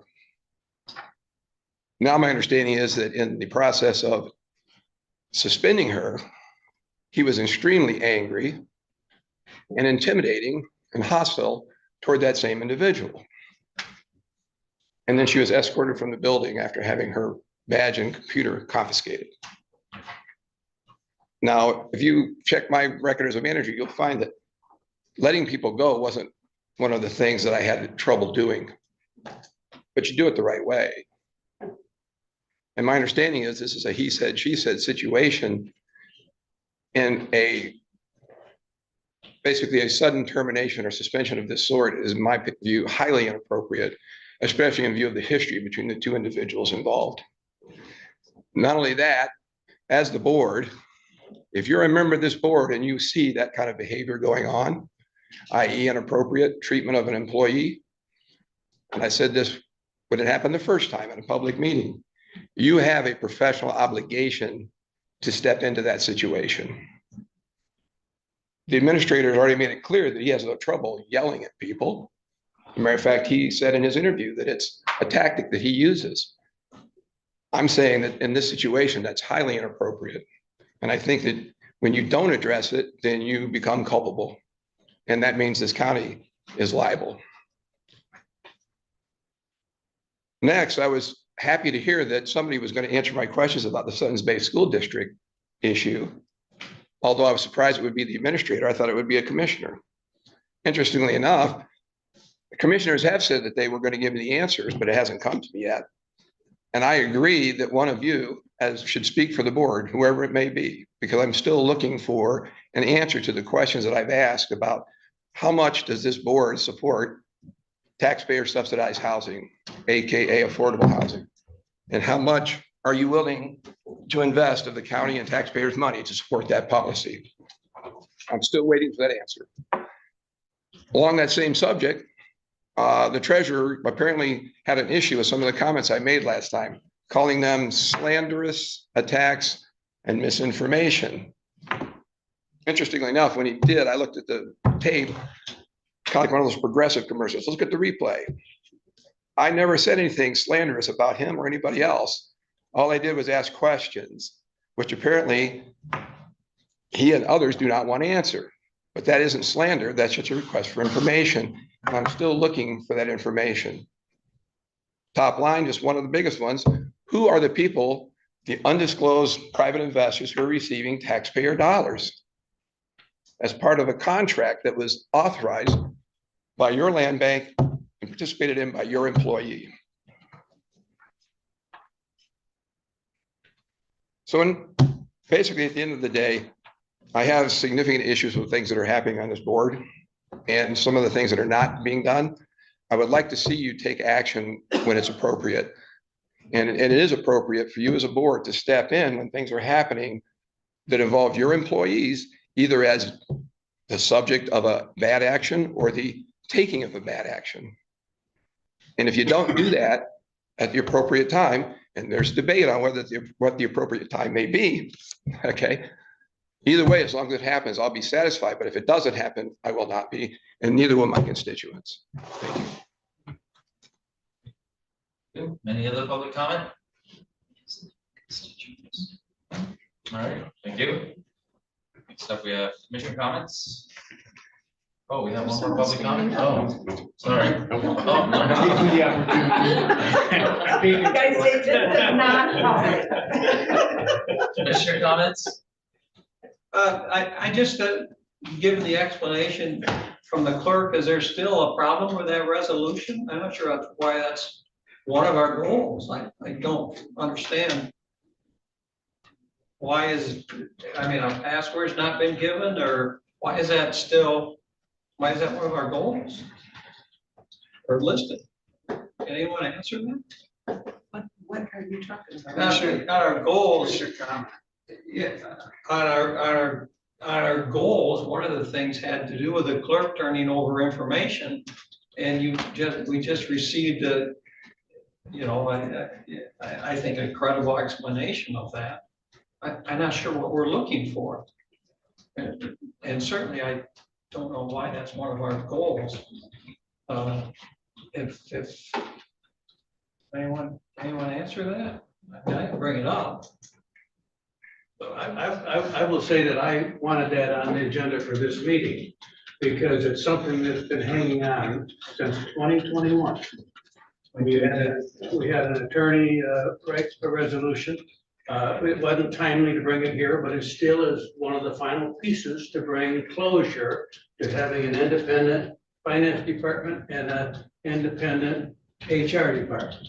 It involves reporting.